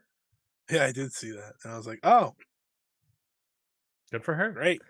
Kobe World, Dragon Gate, Kobe World, their big show, really. Yeah, I was gonna say it is their big show. They also have King of Gates starting this week, which is their big tournament. Mm-hmm. Tournament season, baby. Big time for Dragon Gate. We don't talk about Dragon Gate really at all in this Ever. show. We've never ever done it. I think I may have said one thing about them once. I do have a list. I do have the list where I wrote down all the promotions we watched, and I have a section called Eyes, and Dragon Gate is on there. So hey, guess what? Dragon Gate, you're popping in. So is Glate. Glate is also on there. Glate's back in, baby. I win. Glate is potentially back in. We'll see. I don't want back in. I don't think they're ever fully in. To be fair, you say potentially. Potentially. You say are you disrespecting me? How much of the show did you watch? 8 matches. 8 matches? Where'd you start from? I started from Jason Lee and Ishiin. Well, let's talk about that. Open the. I started at Hiromu versus Yamato, so we'll start there for you. Open the Brave Gate title. Ishin defeats Jason Lee to win the Open the Brave Gate title. It was a good match. I like Ishin a lot. This was the best match I've seen him have. I like Jason Lee a lot. Did you know Jason Lee was in the Cruiserweight Classic? Yes, I did. Yes, I did. Wild factoid. But Ishin, he won, is kind of one of their next young guys that they're pushing, and I think he's really solid. And yeah, I was happy. He's a powerhouse in like a junior division because he had to cut weight to get the match, which I thought was kind of like a fun little thing. So he's kind of like this big powerhouse he's gonna be like the Buddy Murphy of the cruiserweight division that NXT did once upon a time, which was actually NXT. I think it was 205 Live, 205, still, but that was like really good. Mm-hmm. I think he's a guy to watch if you're looking for like a young guy in Dragon Gate, and this was a good way to start off for me. I'll circle back around and watch that match. I always like when you put a Brave. It's not like anything outstanding, but it's like it's the exact type of junior match you want to see open a show. Yeah, but it's also only 8.5 minutes, so it's like it's good. It's good, quick pace. Yeah, I'll watch 8.5 minutes. That's no big deal. Any other thoughts on that match? Nope. All right. Tag team match: Kano and Mochizuki. Whoa, what the? Defeat Don Fuji and Shuji Kondo. I was really sad that Kano and Mochizuki were on the same team. Why is that? Because I wanted them to face each other. I was far more interested in them just kicking each other. It was very like nothing match. Mm-hmm. Does that make sense? So that's okay. Disappointing. Yeah, I see Cage Match has it a 5.86. Oof. Could be better. It was really nothing. The Bosu 10 match series revival number 2 match. Really, there were 2 matches here itself. Shingo Takagi defeats Konomama Ichikawa in 17 seconds, and then they have another match where it's a TKO in 5 minutes and 55 seconds of Shingo winning both of them. What happened here? So my understanding is the yearly thing with these is that the Konomama Ichikawa fella, he's like a comedy wrestler who has an open challenge like every year at the Kobe World thing. And like some big opponent comes out. Last year was Keiji Muto. Pretty good. This year was Shingo Takagi. So I watched it and I was like, couldn't just find a spot for Shingo? Couldn't just put him in a match? Couldn't just do him and Yamato instead? Couldn't you just do him, Kano, Mochizuki versus Don Fuji, Shuji Kondo, and Commander? Commander. That's where he was. That's why I missed it. Yeah. All right. Well, was it good? Was it fine? Was it anything? It was fine. It was a comedy-ish match because he beat him in 2 seconds with a clothesline, and then they wrestled a match where there was a lot of pomp and circumstance, and then he won. Again, I don't even remember how he won. It says I just watched it TKO. because it was Shingo. It says TKO. So whatever that was. Yeah. Was he wearing his singlet? No. No. Darn. No, he wears New Japan stuff. Dang. Big pop, though. Big pop. Always. Well, they For knew he was coming. for I think he was on commentary or something.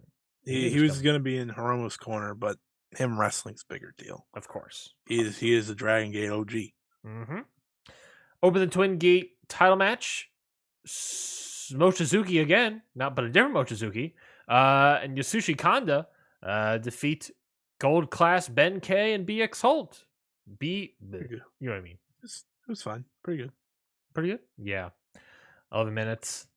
This only has it's 3. People gave it 6s and 7s. Pretty good. Pretty good match. That was fine. Yeah. It seems like the sort of burner in between Shingo and Hiromu. So a little weird slot for them.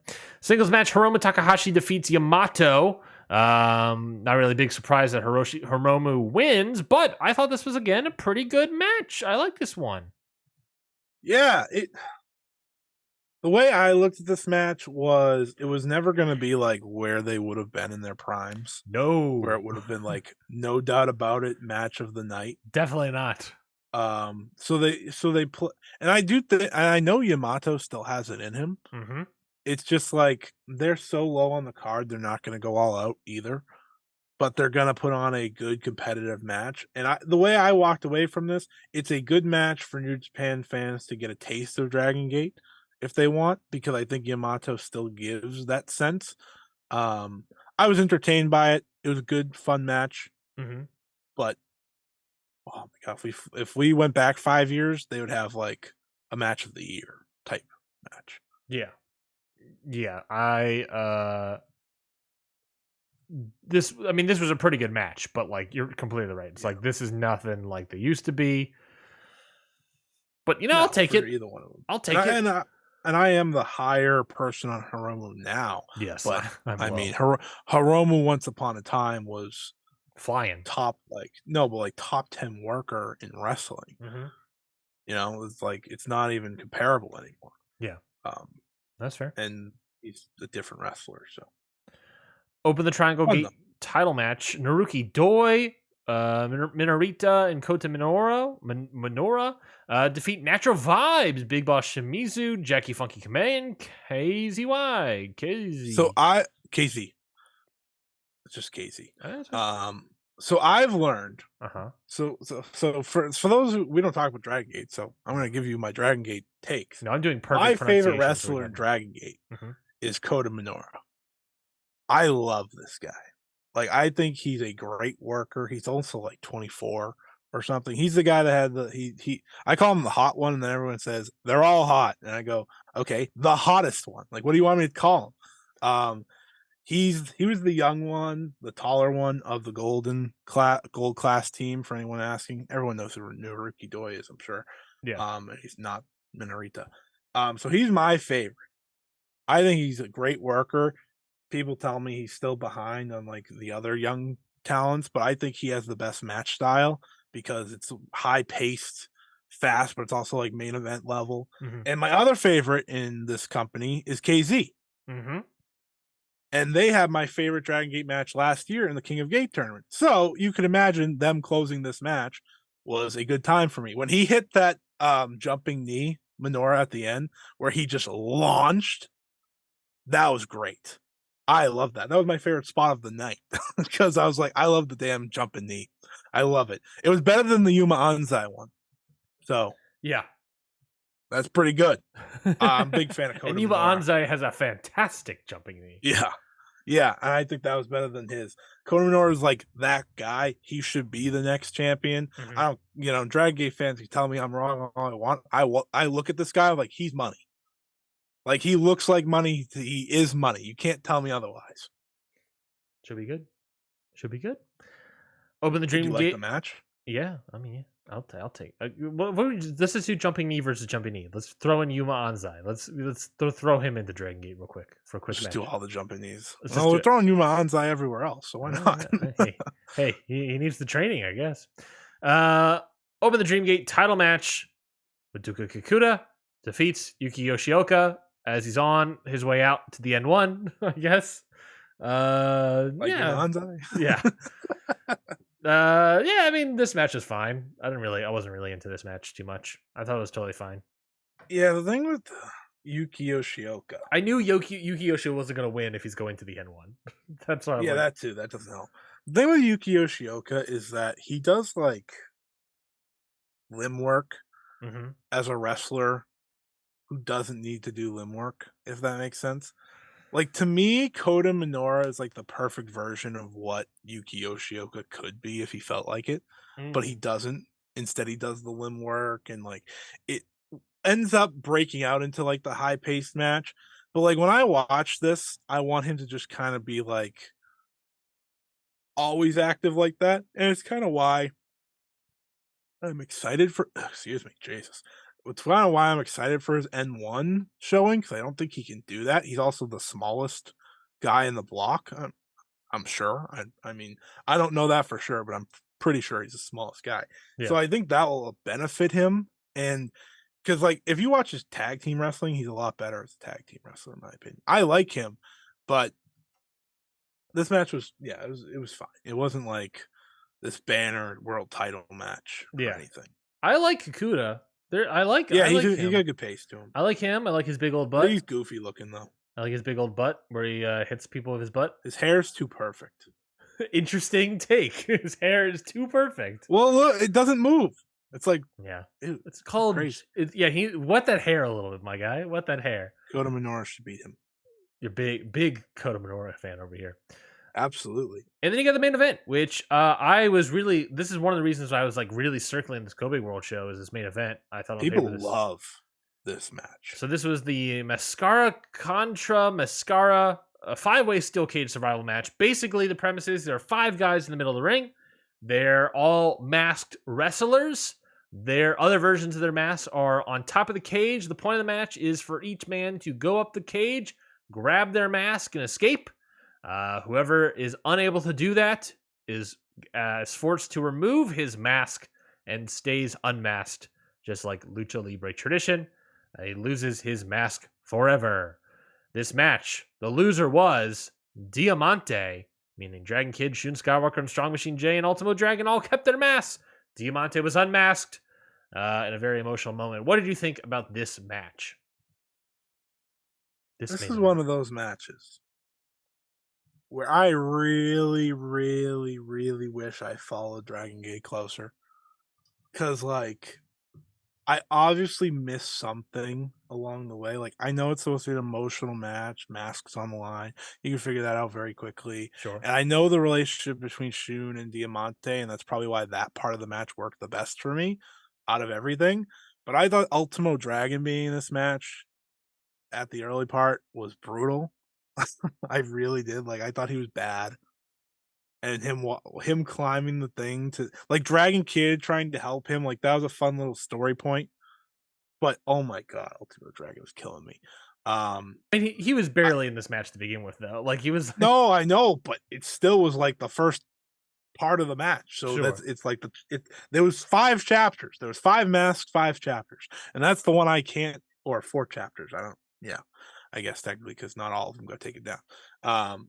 So like that's in my head, and then it wasn't until Dragon Kid got out where I was like, all right, now I'm into this because now I know what's going on. I was like, I have no idea why Ultimo Dragon and Dragon Kid are in this match, other than one of them is Ultimo Dragon and Dragon Kid's in here for Ultimo Dragon. I can tell you that much. It was Diamante that essentially, Oh, I knew that. yeah, But originally like, challenged Ultimo Dragon. I never felt that when watching.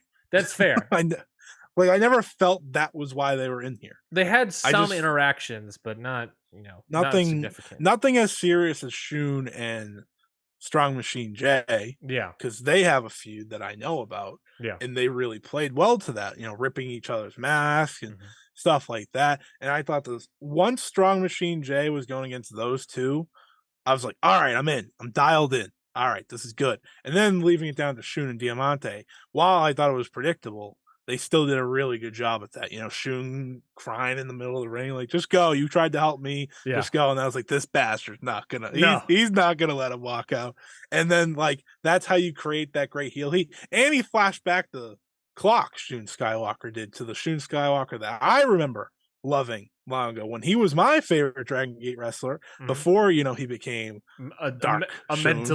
mentally insane Joker-esque Yeah, character. yeah, because Shun Skywalker used to just be an absolute freak Yeah. in the ring. Like his title matches against KZ and Yamato Mhm. at the Kobe Worlds from a few years ago. That's when I first watched Dragon Gate ever. I was like, this guy's amazing. I Yeah. want that guy back. And Yeah. this is the closest I got to that guy in a very long time. Mhm.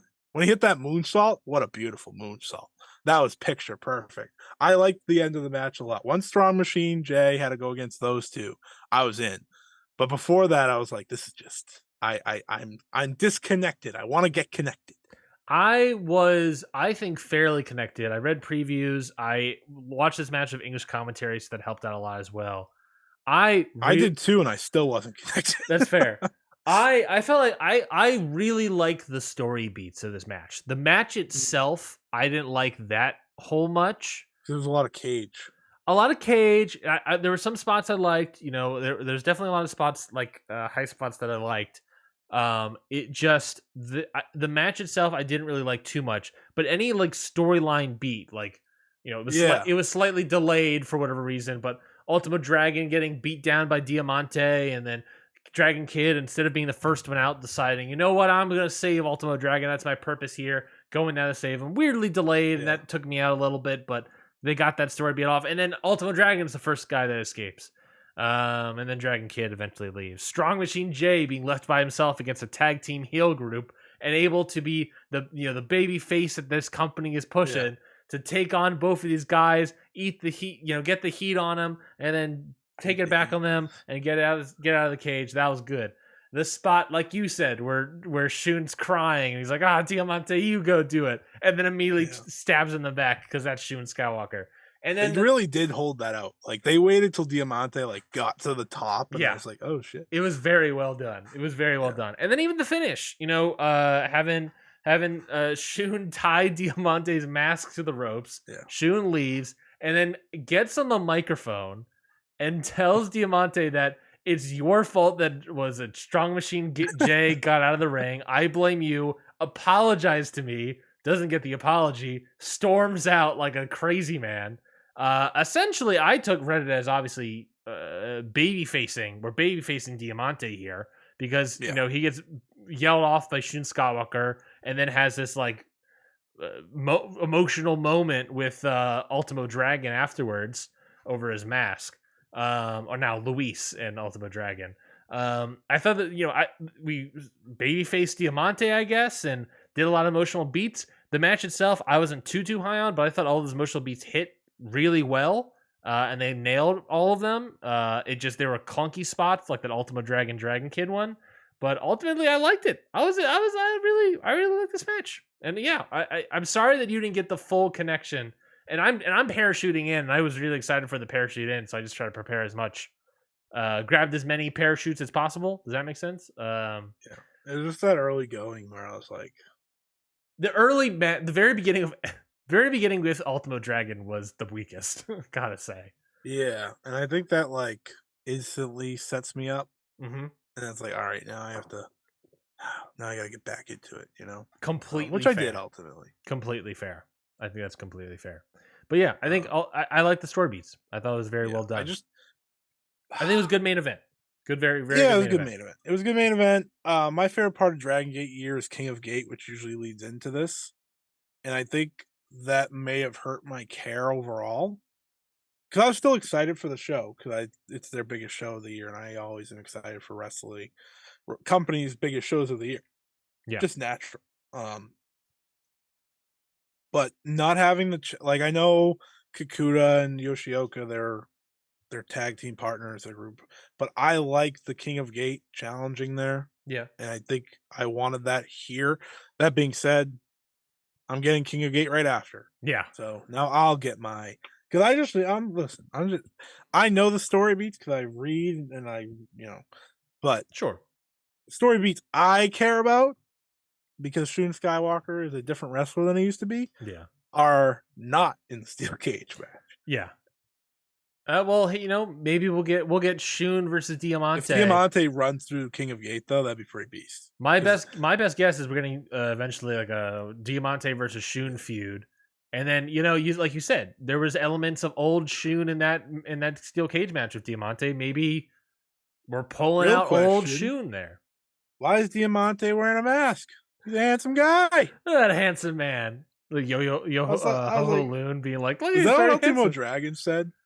Ultimo Yes. Dragon's like, you look pretty good. Yeah. That's what he's like. One of the first things he says is like, "Why'd you wear a mask? You look pretty good." I like I like Diamante. I wanted him to. I think that was one of my other things, and this is just me critiquing being an ass. But I'm gonna be an ass. Sure. I wish he got to do like more of Diamante stuff. Like he flies really well, and he just does lucha in such a like good way. Yeah. And I feel like I know like there's a cage, but there's still ropes. There's still things to do these, and I wish I got more of that. I wish I got more wrestling. Yeah. Does that make sense? Like I feel like I didn't get a lot of wrestling. You wanted more shepherd's pie. Yeah, which is why I like the Strong Machine part and on because I don't remember any wrestling before that.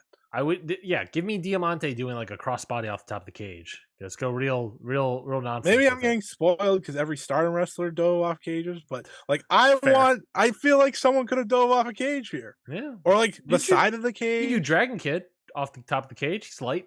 Yeah, I mean I know he's old, but He's yeah. fine. They'll be Worst caught. comes to worst, he turns into He'll dust. be caught by 4 people. He'll be fine. Exactly, He'll be fine. exactly. That But I'm that, just being. that wasn't It a was a good tall show though. cage. It wasn't a tall King of cage at Gate all. King of Gate I'm looking forward to because it's different from all the other tournaments. It's a single elimination bracket. So it'll be nice to watch that after watching or preparing to watch a bunch of round robin tournaments. Yeah, and I might drop I in. recommend yeah, I was gonna say I recommend watching King of Gate. Yeah, I might drop in That's for King of probably the Gate. best way because you'll just get to watch wrestling. Yeah, I think that's. And the I first think that. show's in Corkin. And so So one. And so is it one night tournament or no? It's you said first show. no, it's The multiple. It's tour. multiple. Hmm. It's a whole thing. Yeah. With a big final. I think they do both matches on the same night, then the final and the main event. So Well, it's the it's a summer, good. so I have to watch a bunch of Japanese tournaments. So I'm gonna watch it. Well, it ends right before the end one, Beautiful, but perfect. it's also not as many matches as any of the other tournaments, so it should work out well. Good to know. Good to know. Well, I might watch it. Maybe we talking about the King of Gate down the line. I'm in. I'm gonna be watching it. So There we go. That is it for this week's episode of Ring Post Radio. A little over, but that's totally fine and fair. Scotty, give me some plugs. Give me your match of the week. um, we talked about a lot of wrestling, so it's hard for me to pick match week, and I didn't get to finish off Gleet. I would have No, had a match. you If I got to knew you finish all knew of it was Gleet. gonna be Gleet. I knew it. I knew it. I heard the main event was great. Um, Roderick Strong versus Speedball happened this weekend? I did. I have it circled. I have it written down on my It was thing. like a match I should probably watch. I heard it was good. I heard it was good. I can't imagine it being bad. Fair. I watched Roderick Strong get dropped on his head. Maybe I'll just pick that one. Even though I wasn't as high as everyone, but I still liked it. How about la, la, la, la, la, la, la, la. What did I watch this week? Did I watch wrestling this week? We talked about everything, man. Did you watch anything So I'll go old? with Roddy and Samoa Joe, I guess by default. That's pretty good. That's pretty good. Any plugs? Follow me at Scott E Wrestling on Twitter. If you like me and Trent on the Stardom Road podcast, we have one from last week that's out now. If you want to check that out about the 5-star Grand Prix, we'll have another one next week. However, if you and this is me plugging on the network, so it's a little sus. But if you want to hear me and Trent preview the 5-star Grand Prix, we'll be live tomorrow at 8 p.m. Eastern on the Wrestle In YouTube channel. So that'll be a lot of fun. That'll be my first 5-star preview of 50 that I do. So if you want to hear really early stuff when maybe none of it matters by the time we get there, a lot of things change. Or Tommy's in GCW for God's sakes. We don't know what's going to happen. Listen to that. But otherwise, keep listening to Ring Post Radio. One of my friends told me that this is the best show that I do, and I said, "Wow, thanks."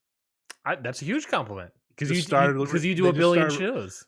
They just started listening to it, and they said they prefer me off the hinge. And I Hey, said, so many Like, people, this compliment the show, and you're off the hingeness. Which there's something because there. every other show I'm pretty settled, Mhm. pretty like relaxed. This show I'm like, You and I's energy is help bring it out. I'm of just you. cracked by the time we get here.